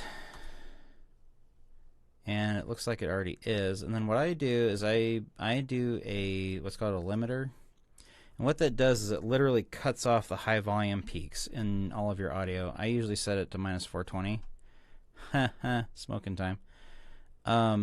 The trick is with this is whenever I did this, I didn't have this makeup target option, so I don't want it to cut off the audio and then increase the volume of everything, because that's what this will do. So I set those to the same volume level, -4.2. I don't screw with the knee width. I don't know what that is. I'm not going to try and pretend that I do. Smoothing, I don't know what that is either, but here's what it looks like when you apply it. Goes through, and it's probably not going to show a whole lot. I'm going to try and find a spot where it's actually going to show.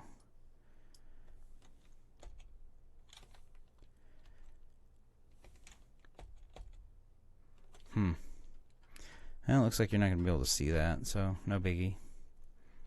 But anyway, that just, if I happen to have any spikes in my audio, that'll cut them off and sort of bring them in line. Hey, Nightmares. Thanks for stopping in. Yeah, you might learn something. You might know everything already. I don't know. I've been using Audacity for about 6 years too, and I have other audio knowledge to back that up, but I don't always find the thing I'm looking for right away. I have to go Google shit and figure out how to modify it accordingly. Now, I see what you said there, Narrative. I'm going to show you something that does all of this automatically, and it's called a macro. And if you don't know how to build a macro, it's not as hard as it sounds. Really, it's just telling your computer to do a series of steps, and that's that. And you'll hone in on a macro that works for you. And you'll have seen me going over here to my macro manager. That's what these are. These are various macros designed to do different jobs and to do a series of steps with the effects the same way every time. So each one of these is an effect that I have set up and tuned to my voice and my profile in ways that work for me. And yeah, you can build one too. And I'll show you how to do that at the end of all this, which won't be too bad. Now, and we can get into what it means to like set up your own custom shit as we go.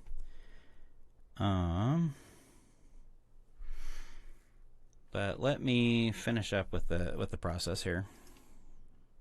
So I've cut off the high and low frequencies. I'm going to do another normalize because I want to see what this is going to do. Okay, so you saw the volume popped up a little bit. So what I'm going to do is we're going to compare I'm just going to play a good portion of it, and I'm just going to go back and forth from the raw audio to the modified audio, so you can get a comparison. So what I did that last step was just to normalize to -1 decibel. Oh yeah. Nightmares, if you are if you got to be somewhere, if you're live streaming still, let me know, and we can always go over it later.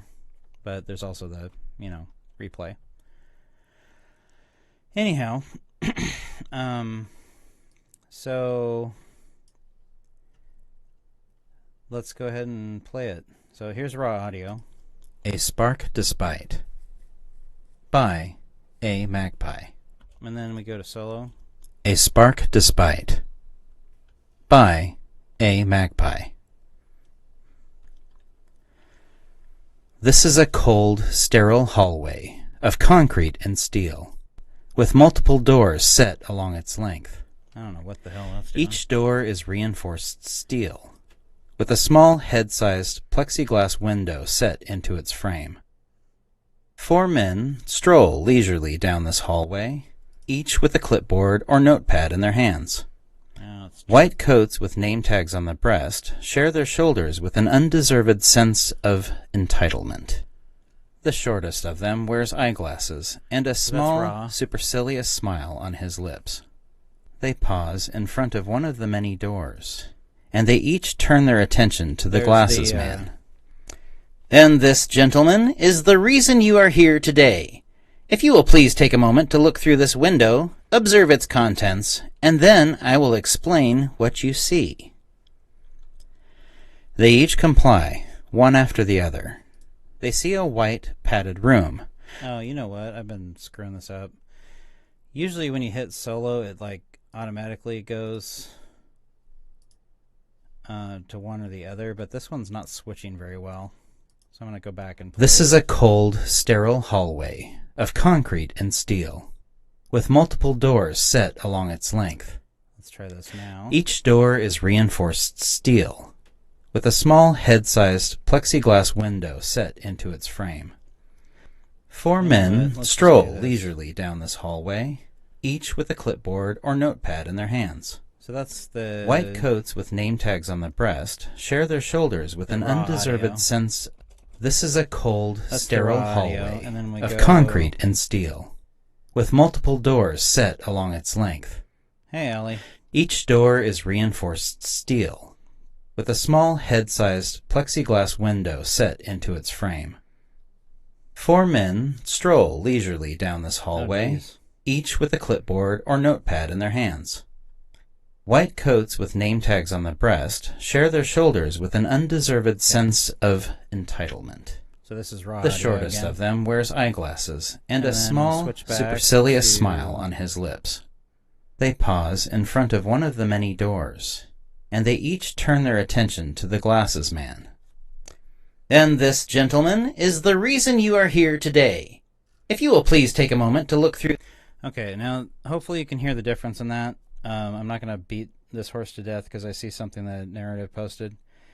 So sticking to it manually, let's get to the macros, because I think once you learn how they work, you can sort of go off and do your own thing and figure out a good way to make that work for you. All right, so what we did is we noise removed. We recorded, we noise removed it, getting rid of the background noise as much as possible without overdoing it with the filter, because if you overdo that tool, it can make it sound like it's underwater. We noise gated it to get rid of the silent sections of audio, which didn't entirely get rid of all the noises, as you can see. See that click right there? There are tools that get rid of clicks. Like if you do that and then go to, let's see, click removal, lower is more sensitive. I haven't used this a ton, but this is a tool that you can use to get rid of clicks and not mouth noises and shit.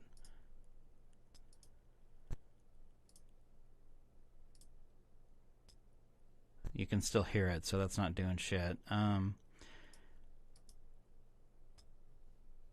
Max spike width. Wow. Okay, it's not really detected. It's not probably going to work for that particular issue. But you just highlight it and hit Control L. And gets rid of it. But yeah, you should definitely check your audio for stuff like that.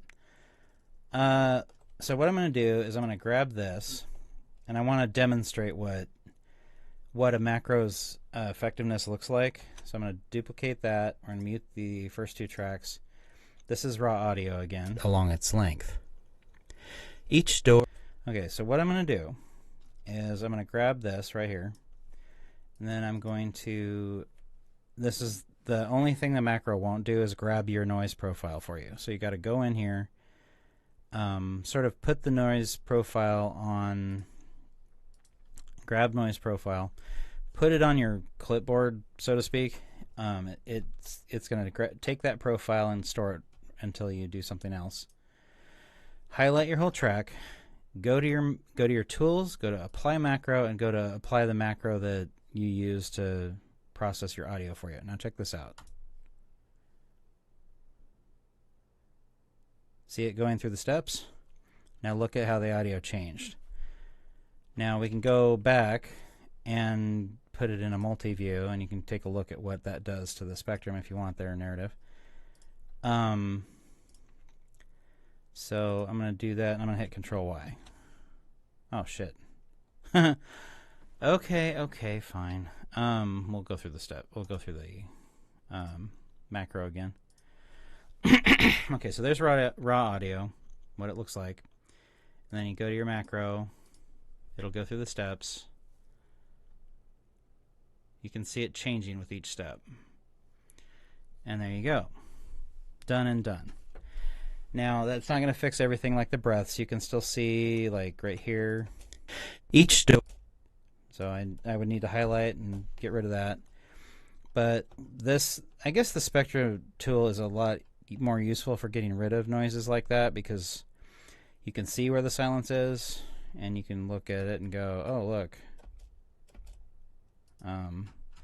There's a noise in the middle of steel, the silence. With multiple doors set along its length.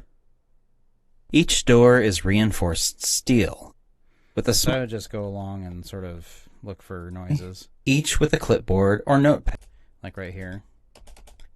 I can take that and go Control L. And then you just sort of go along, and there's a mouth noise. Right? So you can just highlight that. I just usually use it in just the waveform view, but you can use the spectrum view too to help identify. If you will please take a moment to look through this window. Right, here's another one. You can get rid of that. And actually for this, I could just take this and go all three and shorten it up. They each comply, one after the other. They see a white, padded room. And there's that breath again. And so I'll usually just highlight that, hit Control L to get rid of it. Same thing here. And it doesn't take that long. A rather small woman. Now, for those, you'll learn to spot these. They're just like prior to words, breaths, if you want to call them that. Just grab them and silence. A rather small woman. And it's not that hard. Naked. Like I can go through this story in like a couple minutes and get rid of all these. Now, if you want to reduce your breaths, hi Allie, didn't I say that earlier? I thought. Wait, is my phone's chat not caught up? Or am I having a stroke? Oh, maybe that was the last thing said. All right, back to it. But anyway, you'll go through, you can do that manually, but hopefully you can see the value of the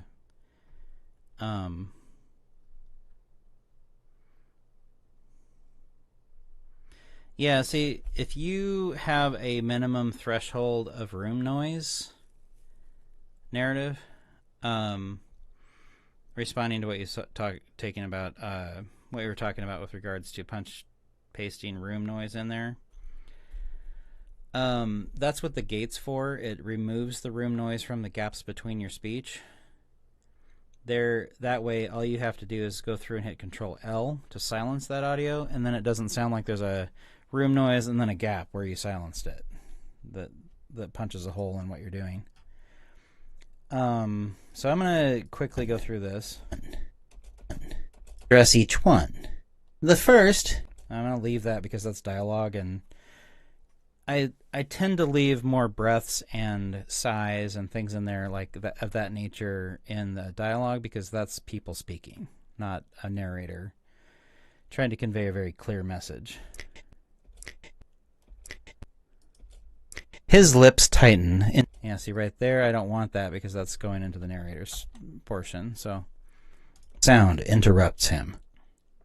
His lips tighten into an impatient white line, and his eyes cast ceilingward. Okay, so I can see right there, there's a click and a breath. Yes. Yeah, hear that? Peace. Yeah. So hit Control L, and because I've used the gate, the audio is clean right there, so I don't have to worry about punching a hole in the room noise. If that makes sense. Her voice head bleeds. And then we're gonna get rid of that. Now again, you can tune, if you're careful, you can tune your gate to get rid of the breaths. I have leaned on the conservative side, like not being real aggressive with it, because I find it tends to remove audio that I actually want in there. Her gaze is inescapable, but it does reduce and each man notices. It does reduce the number of breaths that you have to go look for. Something if you tune it just deep right. in her maddening eyes. This something makes them even more uncomfortable, and so they look away. If any... Oh. The noise does not cease. It seems as though she... The noise does Nazis. Damn. Even breathe. But hopefully you can see where that macro process gets those first 5 steps done in like under a few seconds for you. You can add however many steps you want, and it will process your audio quickly. Am I stroking out here? Okay, chat's still idle. I was just checking because I thought maybe maybe I was missing something, but apparently not.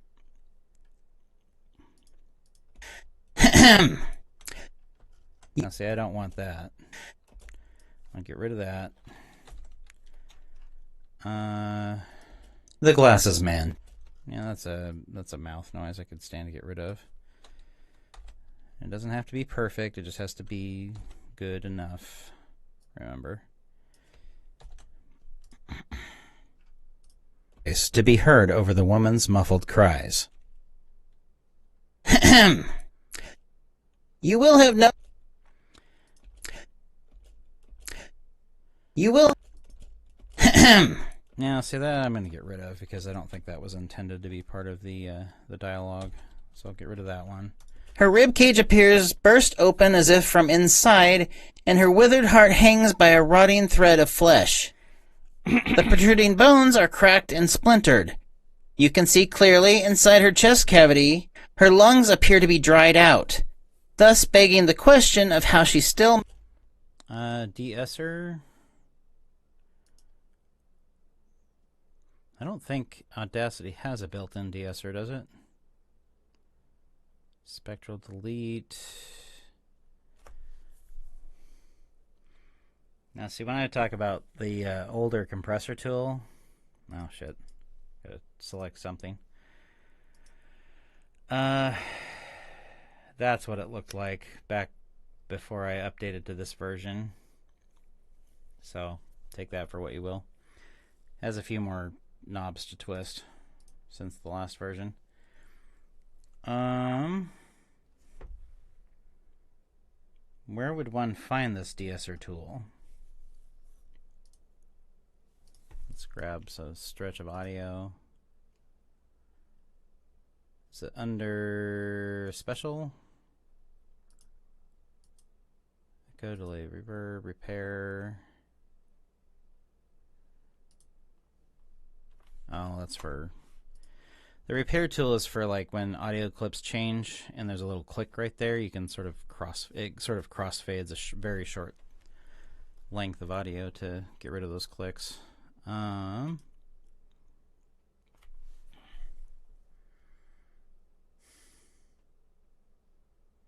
Now, if you're talking about add-ons,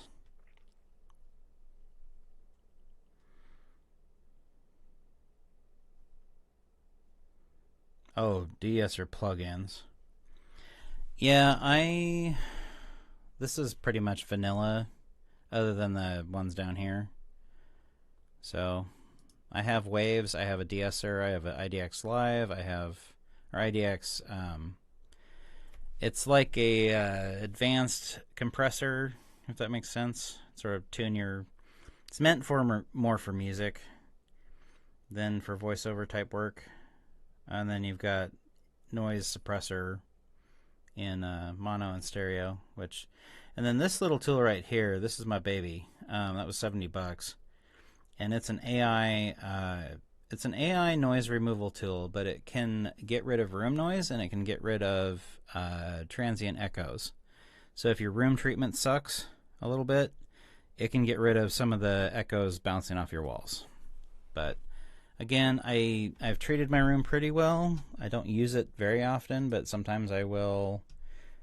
If for some reason I don't know, I have to hit a high note or something, and it echoes off my friggin' light fixture up here, and rings, then I can get rid of it with that.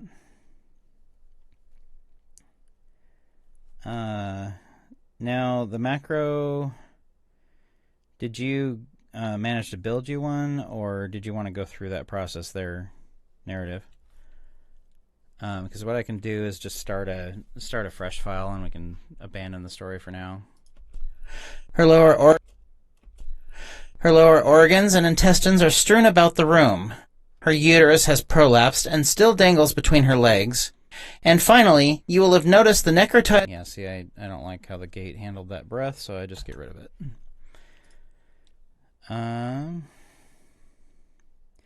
Yeah, Audacity does come with a declicker. It's mostly for little like noises in the track, but it can get rid of some things.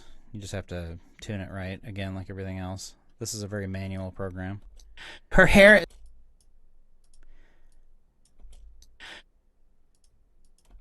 is tangled and now, see what I haven't got to yet is that this is, because it's dialogue, the breath sounds funky. Her hair is now I'm getting rid of some of these breaths. Let's see, it was that one last. And finally, you will have noticed... I could probably leave that. I'll leave that for now since it's dialogue. But if you want to go into building a macro, I can show you how to do that.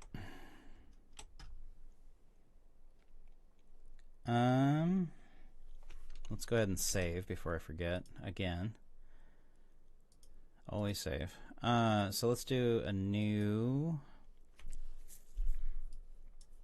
And the reason I say that is because it's going to be a little easier. Let's go ahead and maximize this.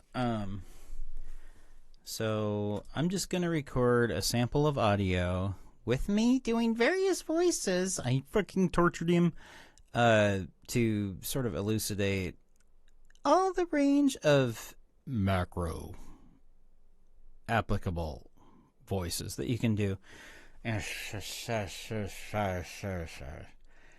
So this is just a range of various, noises that you might encounter, I guess. And I'm going to do a little manual editing in that. I'm gonna do no. Let's do amplify, and we're gonna put it to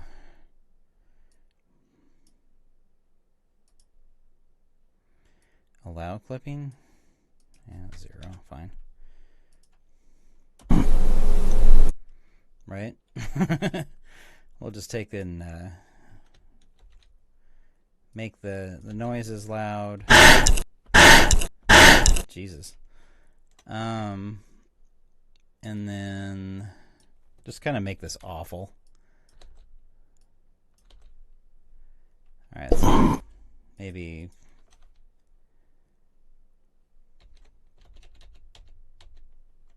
I need to do that a little less. Amplify. Let's do like -6.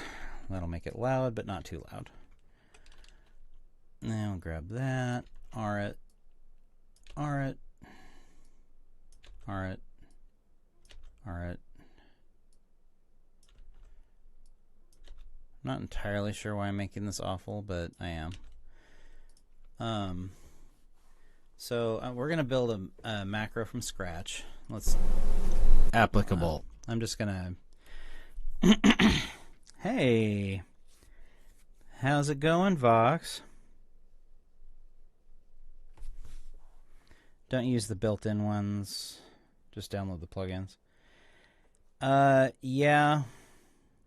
I'm sort of approaching this tutorial from a teach people to use what they have perspective.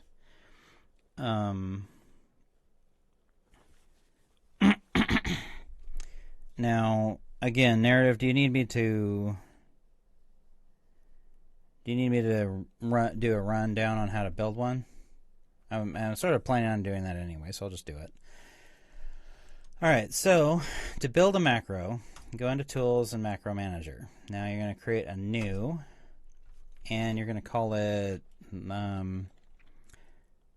Well, let's just call it something that, like raw audio processing. And I always put a note in here like grab noise first.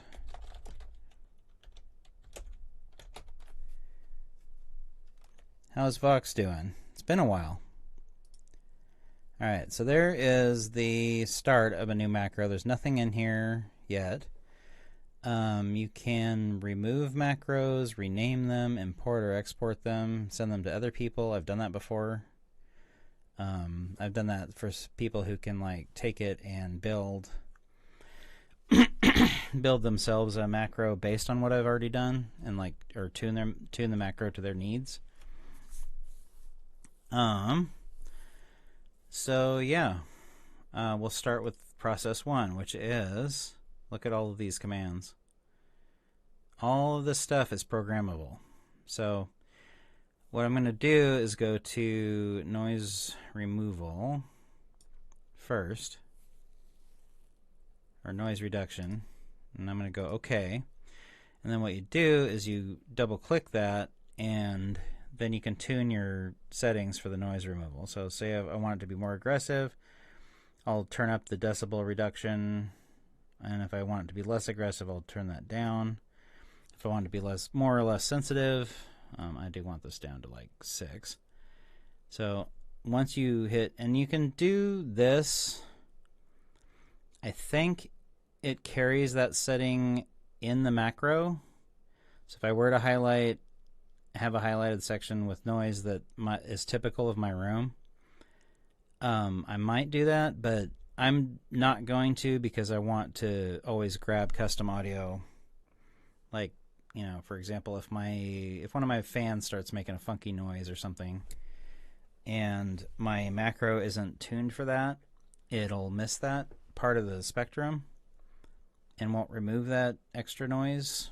Or if, I don't know, you get a random, like somebody mowing a lawn outside or something in your audio. If you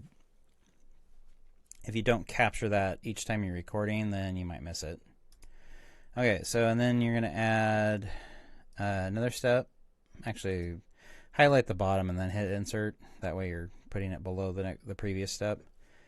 And the next one was to gate, so I'm going to go over and grab the it's under noise gate, isn't it? Noise gate tool. Hit OK. double click that, or you can just come over here, highlight it, and then click edit. So gate, I just leave that alone, especially since it's a mono track. And then this is where you would tune your settings for the gate. These are the ones that I used previously. It remembers the last settings you used for whatever purpose you used it for. So if you went through the process of cleaning up your audio and you liked how it turned out, you can actually just go back through and just select the tools that you used again, and it should have those same tools kind of at the same settings. Now the one thing that's different is that this setting is not isn't where I want it, so I'm going to take that and drop it back down to, like, you don't have to have that at -100, but I find it like it's cleaner when you hit silence audio, so I always leave that at -100. So there's my settings for gate. All right, now I move on to the next thing, insert, and then I'm going to do a compressor, and I'm going to grab that and edit it. You can just select a preset if you want. I kind of liked that power vocals thing. It worked pretty good. The vocal touch-up was good too, so maybe I just pick that as a starting point. And you can always go back and edit these later. You can retune the macro as you need to.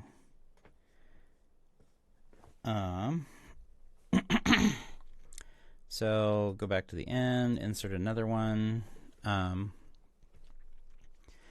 Now, the next step that I had,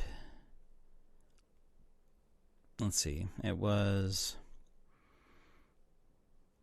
I lost my train of thought.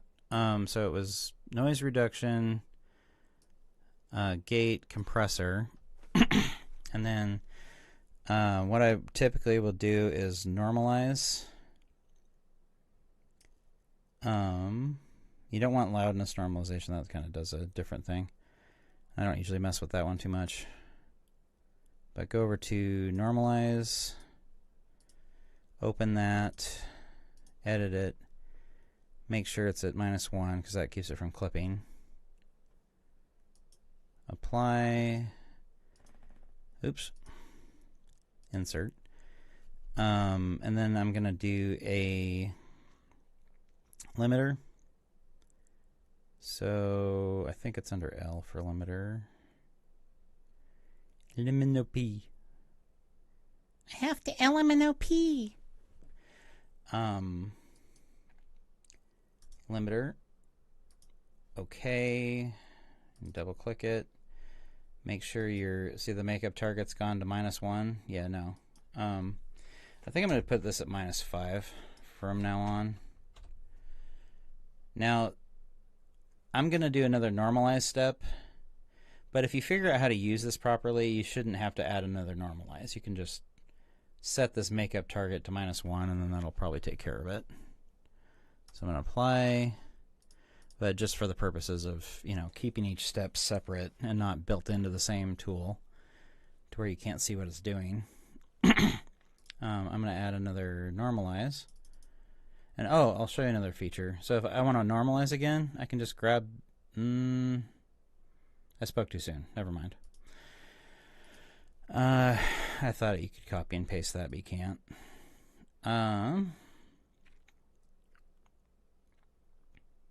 Now I want to do another normalize. That's what it was. And this one will be the same. And that should be it. But a lot of times I used to do this, is go in and add an EQ tool, and I'll usually set it to like graphic EQ, or I'll have and I'll go over this in a minute, or I'll have a filter curve EQ, and you can go in here and flatten that out and go into your presets.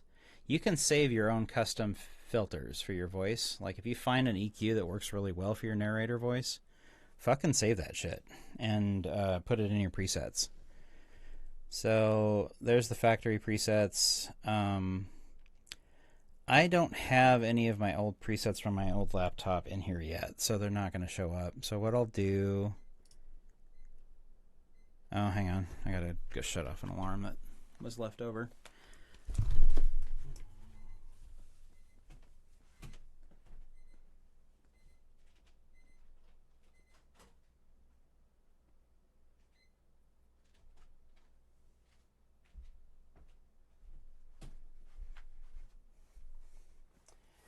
Consider that a stretchy stretch.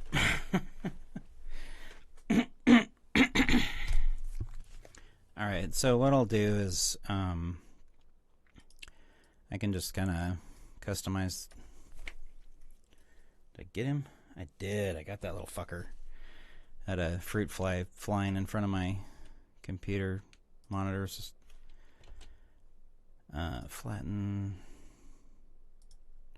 I don't know why it makes you move. I'll just expand this a little bit. Flatten. Why do you do this? Also, why is it like set to... Oh, it's because I moved it anyway. Okay, whatever. So typically for us males, there's a spot... I'm not going to go over a whole tutorial on how to use EQ. You can go look it up on YouTube. But for male voiceovers, typically you want to take out some of the mud, which is right around 2 to 400 hertz. You take out those frequencies a little bit, and not much, just again like somewhere between 3 and 6 decibels usually does it. We can sort of tweak this. You can boost your bass a little bit if you need to.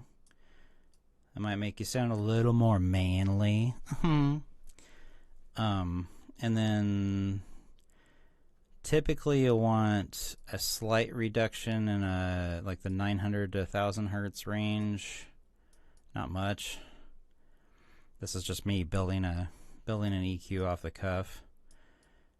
And if you want to boost a range of frequencies a little bit, you can like cut it, like add an anchor point at each end and then add some more dots in the middle. And if you don't like any of these dots that are here, or if you have too many, you can, if you add one like there, for example, and you don't want it, just take it and drag it off and it'll disappear. So what I'll do is, in this, you can actually tune this to sort of help with the S's a little bit, like the sibilance.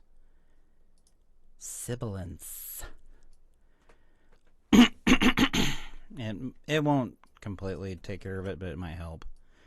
And that's usually right around 5,000 to 6,000 hertz, or 4,500 to 6,500 hertz, somewhere in there. It depends on which person. Your sibilance is not gonna be the same as my sibilance. Oh shit, that's all at 3 decibels. I can't select all of them, which means I have to move all of these down. Invert? No. Okay, so what I wanted to do was boost thereabouts. Come to 0 there. Go down a bit for 200 to 400. Sorry, I built this on the wrong assumption. Come back to 0 at 5. Come down a couple decibels for right around 1,000. This is just kind of tuning your vocal range to sound a bit better. And again, you can go look up, there's several voiceover EQ tutorials out there. I can even link to one here in a minute. Oh, no, I wanted that boosted. Bring this down to 0. 0. These go down to here. That goes to 0. So again, this little bit here is to take care of sibilance. This is to boost what's kind of the more pleasant part of your vocal range for men, or male-ish. Depends again on if you're a baritone or a tenor or whatever. This curve will be different for everybody. But what I'm going to do is save that as a preset and go Deep voice if you like. And apply. And that'll save that EQ setting in the end. Now, again, we talked about doing a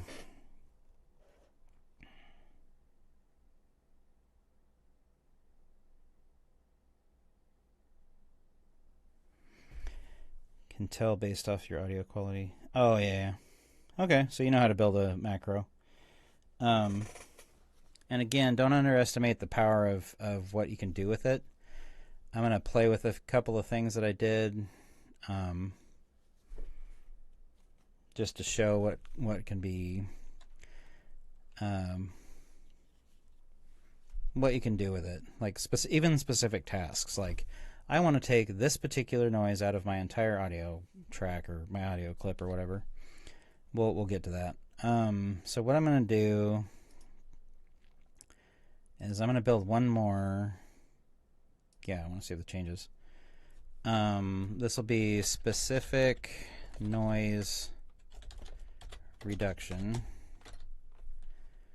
So for this one, what we'll do is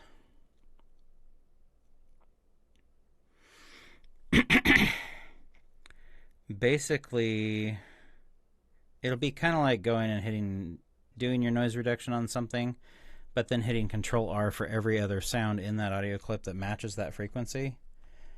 So you can do your noise, where is it at? Noise reduction. Okay. And then edit it and make sure it's at the settings you want. And what I would do is like go, okay, we want to get rid of that noise. Maybe by, a lot, but not completely, like reducing your breaths, for example. Maybe bump up the sensitivity a little bit on it. And the smoothing, just leave it. And then I think that's it for this macro. But what that'll let you do, and you can actually do that without actually cancel. Let's do this. Let's rename it and call it breath reduction.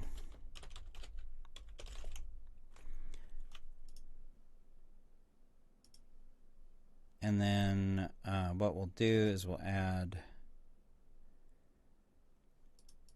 a gate like we showed earlier.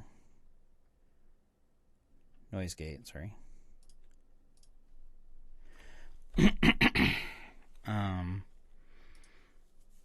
And that would be where we take it and go. Anything that's below 34 hertz, drop that back 40 decibels or something.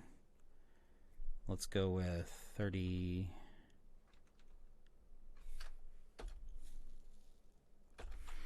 Let's go minus 38. And then you can actually set your frequency gate to, remember it was like 1800 hertz earlier. Maybe I could limit the frequencies to gate frequencies above 1.5 that way, which is 1,500 kilohertz. Gate frequencies above that only, that way it doesn't screw with the bass at all. And then you can just set the level of reduction to something less aggressive, like 25 or something. And you can play with that and see what it does. So I'm going to save, close. All right, let's dink with this audio a little bit. I'm just going to record a sample of audio with me doing various voices. I fucking tortured him to sort of elucidate all the range of macro. Oh, I didn't play the whole thing. Applicable voices that you can do. Alright, so let's say I wanted to get rid of this particular breath. So what I'm going to do is go and grab the noise profile like always.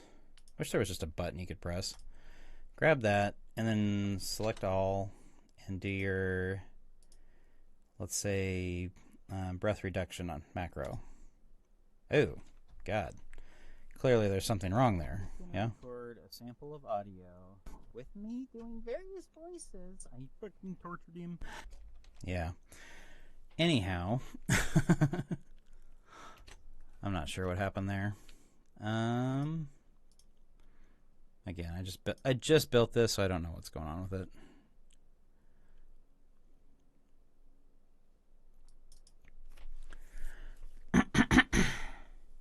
Maybe we need to set this down like 48 or minus 42. Let's try 43. And then you can reapply it and see what happens. No, it did the same thing.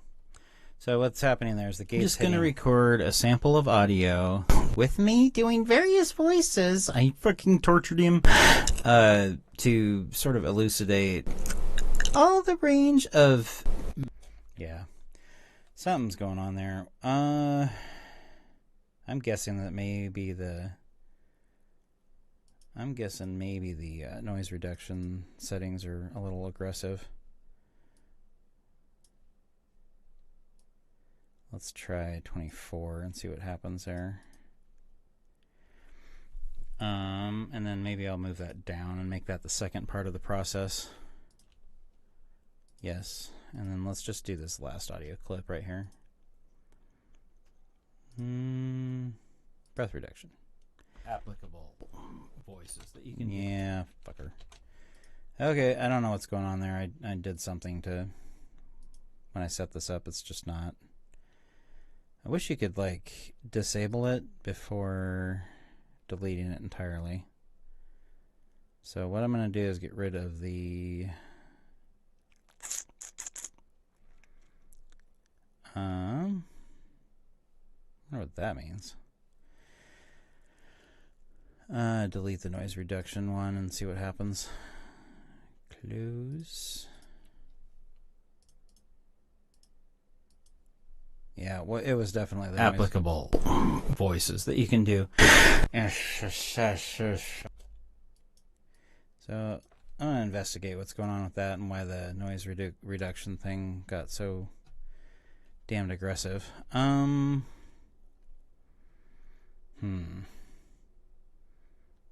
Very big peak right there at 1600. But you could, like, let's see if, since there's a peak at 1600 right there, you could go, okay, let's make a notch filter from 1500 to like 1825 and then apply it, but then you're taking that frequency out of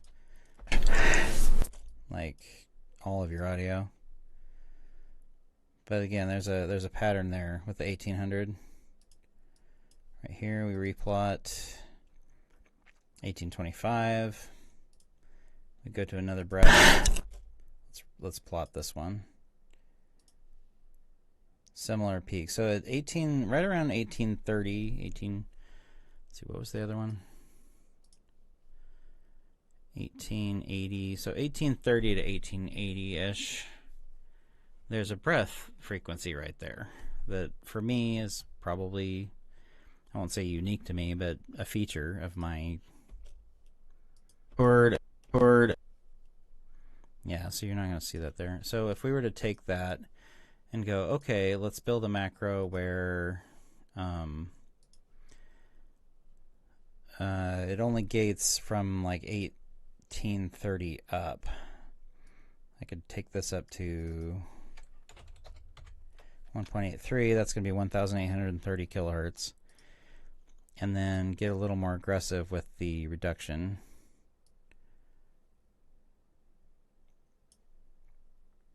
Although that doesn't really apply because the threshold is set to minus 43.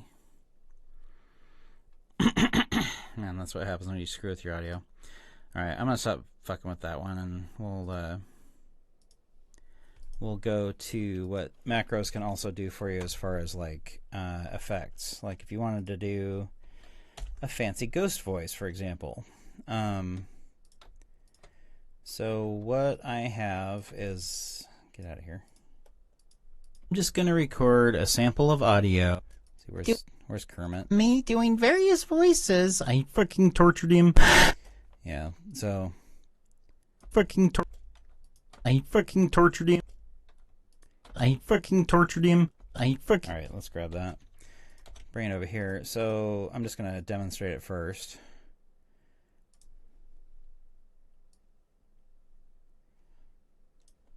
Tortured him. I freaking tortured him. Yeah, I don't remember why it cuts off. I freaking tortured him.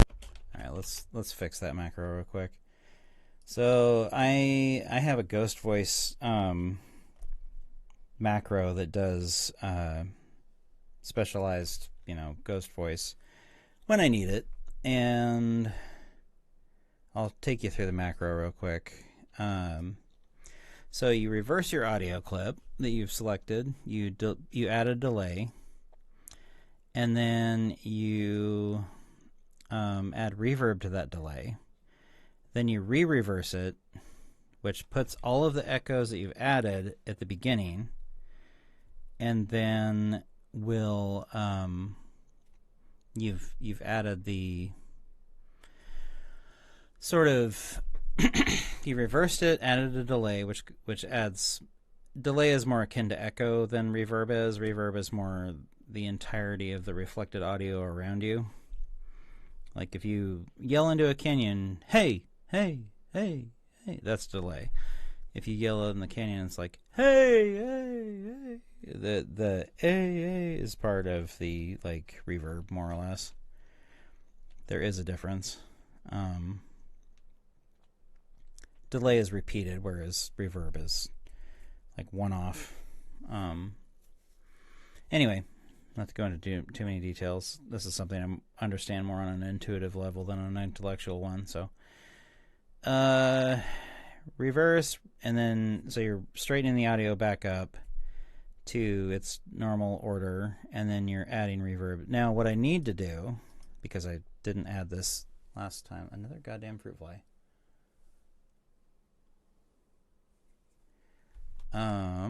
Is add another delay, because what the delay does that the reverb won't is adds length to the process, or adds length to the file. And you can see when I applied that, it sort of cut it off at the end, and it's not supposed to do that.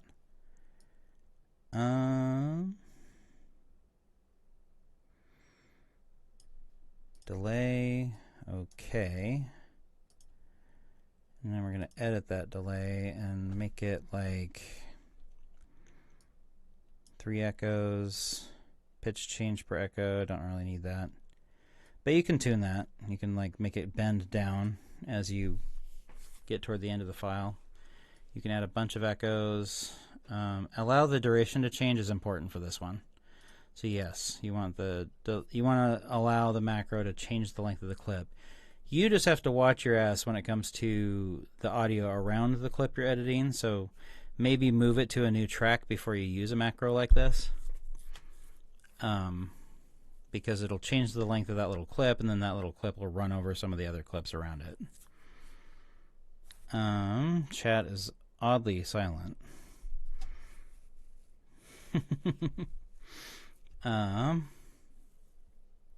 Let's see, delay level per echo. So that is how much quieter it gets per each echo and each following echo. Delay time, that's obvious. But anyway, we're going to add that in and see how it changes the response. Okay, save it, close. Now, since this is all out here by itself, it should be fine. And then we're going to go ahead and apply the ghost voice. I freaking tortured him. So I'll put the original right in front of it. So it'll play the original and then the modified version. I freaking tortured him. I freaking tortured him. So it should give you an idea for like if you do paranormal stories and you need the ghost to sound ethereal, that's one way of doing it. I don't know that I have this tuned to any, special liking of mine. I just kind of, I might take that, modify it, and then throw it into my other program and add a little more to it, depending on how. And the other principle I think that matters in editing audio, if you're going to go and start doing effects and things like that, if you want to do ghost voices and the like, it's important to learn about layering. And the basic idea is that you stack, like if you're going to do a monster voice, you want to stack tracks and get a multi-layer, almost as if the monster has multiple sets of vocal cords. Because it's something that's not from around here, then you want it to sound like it's something that's not from around here. So I've done this with Bigfoot voices several times. And then I've done it with a different kind of monster voice too. Vox, if you want, I can send you the macro for this. It's not hard to... All you have to do for macros is go to your plugin manager, your macro manager, and then this little button right here called import. You're going to click that, and then you're going to go find the macro, and I think they are just text files. So I'll send you this. And then so to export it, I'm just going to take Dexter's voice. Let's go with...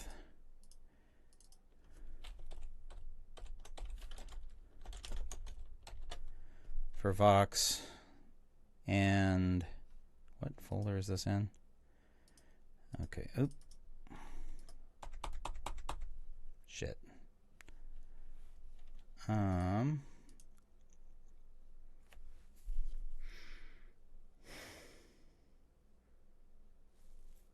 me try. I'll do that later for you. Anyway, tracks.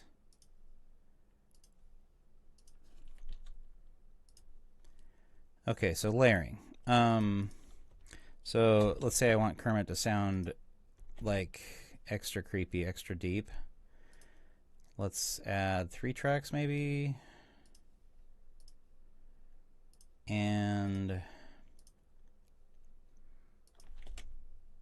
Alright, so he's just going to sound extra loud. I fucking tortured him. Right? And then what I can do is... pitch shift a couple of different ways. So you go pitch and tempo, change pitch, and then keep the percentage like reasonable, like 12 or something. I fucking tortured him. Because then it doesn't distort it so much. It doesn't sound like he's a robot or whatever. Yeah. So apply, and then this one... I'm going to do the same thing, but I'm going to take it down even further. Like we'll do like 18% maybe. I fucking tortured him. Ah, damn it. Missed him again. Alright, so the final result being... I fucking tortured him. You can see how layering really quickly becomes a super useful tool for... making off-the-wall alien or lizard monster voice or Bigfoot or whoever,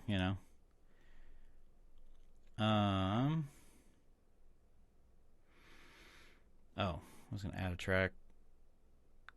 God, I hate fruit flies. They just suck. Get it? Suck. I'm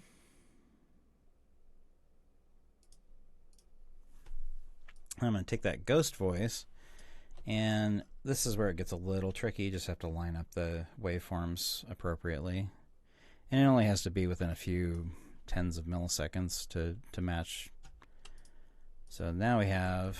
I fucking tortured him. So not bad.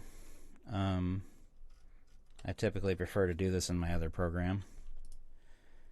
But if I were to take that and add something like a... Oh, pulse stretch is fun.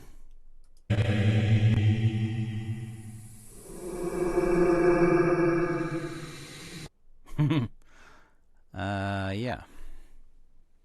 Oh, come here, you little shit.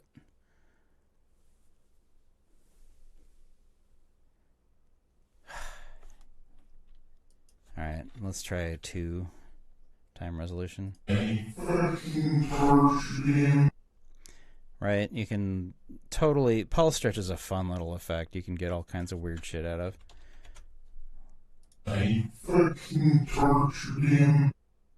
Yeah,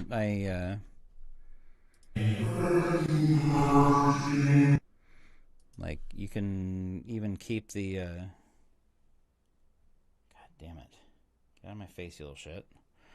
You can keep the stretch factor, like, less aggressive and then, like, play with the time. And then, like, 0.1. I fucking tortured him. Like 0.01. I fucking tortured him. Like, you can do all kinds of cool shit with that one. Let's use that. And then what I'll do is you can see how it increased in length, but to match up to match the peaks in speaking again, so it doesn't like sound all wacky, because right now it's going to be... I fucking tortured him. Oops. I fucking tortured him. Yeah, it's going to be all mismatched. So to get that back, I'm going to go into effects and pitch and tempo, and then go change tempo and try to match it. I fucking tortured him.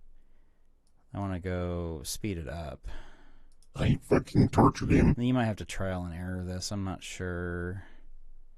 Oh, no, it's got the length factor right there. So all you got to do is measure how long this is, which is down here in this section. So selection is...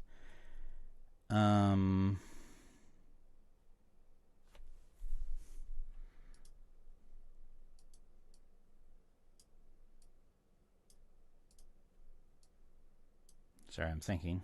Is it the difference between those two? Start and end of... Oh, okay. Start and length of selection is what you want this. So change this to start and length of selection. That'll tell you how long it is on the bottom window. So as we go to select, it'll get longer and longer and longer. Boom. Okay, so it's 1.328. So what we want to do is change this so it's 1.328. Go to Effect, go to Change Tempo, and then what did I say? 1.138. We'll go 1.14, I guess. Nope, I had it wrong. 1.132, so 133. Let's do that again, but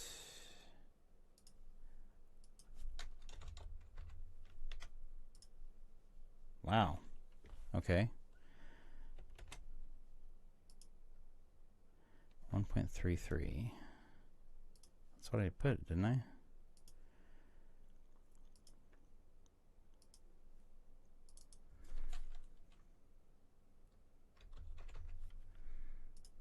There we go. I fucking tortured him. Yeah, so you can hear it now. I fucking tortured him. And then all together.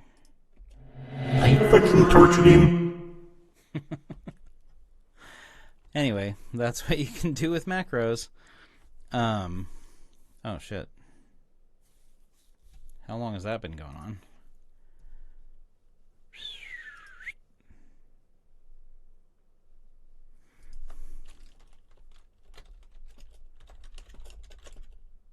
Oh shit. Are we back? Yes, we are. No, we're not. Come on, OBS, get your shit together.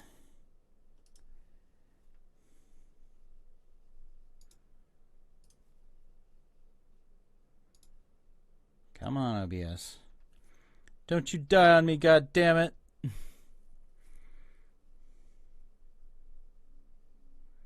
Are we good?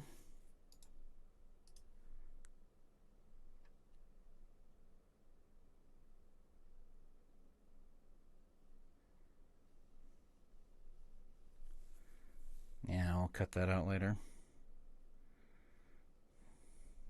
I hate display. I hate display, the whole fucking display, because I don't have two screens anymore. But it is what it is. Let's refresh that one more time.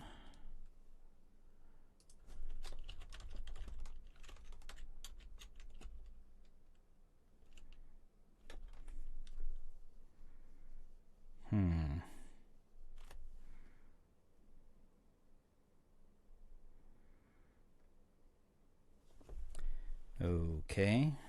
Oh, here. Change that to... Shut up. Change that to... all messages. I don't know why it does top messages every time. Alright, whatever. Well, for anybody still listening, I should probably wrap this up. Me doing various voices. I fucking tortured him. So, let's do... With me doing... With me doing... With me... Let's see if this still works. I did an effect when I first started doing this that made it sound like somebody was... vocals were chopped up and then like spread out. And I don't think I have the project file handy, but I'll just open it up on Brave here. And for those of you who've looked at all of the videos on my channel, you've seen this. Oh shit, Vidith is live too. I need to get off here and go watch some brain dead, brain rot, brain gasm content. But we'll go through this real quick. And we'll do oldest and this one. So I'm going to skip to the end just to be speedy about it. So you hear that? Like an antenna above me as I grab brain and the pain truth. Okay. The mushroom I ate is an unknown cousin of the cordyceps family, I'd wager. Ugh. One that has the ability to affect humans.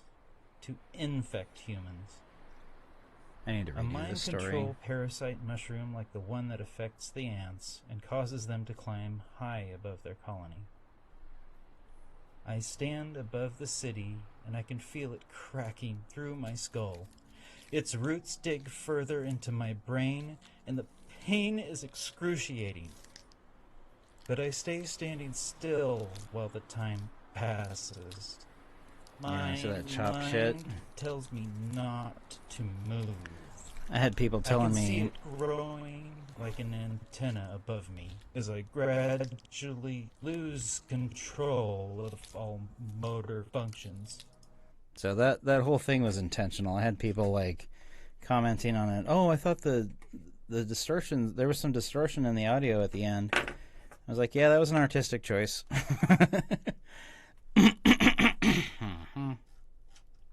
Oh, weird. It's not showing the comments. I wonder why. There we go. Love the distortion. Yep. Some people realized what was up. So that was me using Audacity For mushrooms and something that allows for spores to fall through the gaps. Oh, okay. Thus, seeding Yeah, I'm gonna has wrap up. traveled and allowing more mushrooms to grow. I'm gonna wrap up their narrative. Because I'm kind of tired. My voice is going. But anyway, if you already heard this, I fucking tortured him. yeah, macros allow you to do like specific tasks like that where, you know, I want to. Oh, a good one is. Here's another example. So here's the original audio. With me doing various voices. Right. So let's say. Voices. See how there's kind of a click at the end when the audio cuts off? So what I built a macro to fade the ends of an audio clip to kind of soften the edges, more or less. And so that's called fade ends, and it just takes it and... With me doing various voices. I don't know if it sounded any different there. With me doing various voices. With me doing various voices. And then you go Control Y. With me doing various voices. I don't know why that didn't work. That's weird. Let's try fixing that. Fade in. Edit. Edit. Hello. Ew. I wonder what's going on there. It won't let me edit that. I wonder if it's because it came from a start 0 and 1. So that allows you to select audio to, I don't know. I might need to dig into that macro and see what the deal is. I thought you had to like highlight something.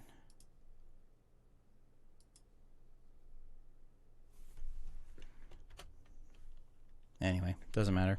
We'll go into it next time.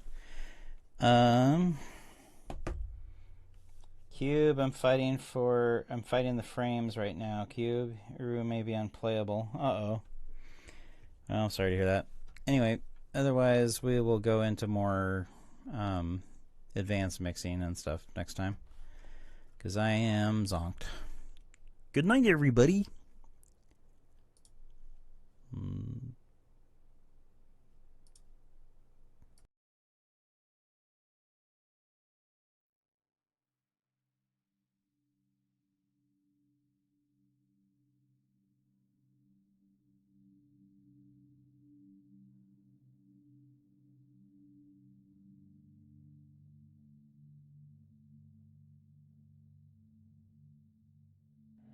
I fucking tortured him.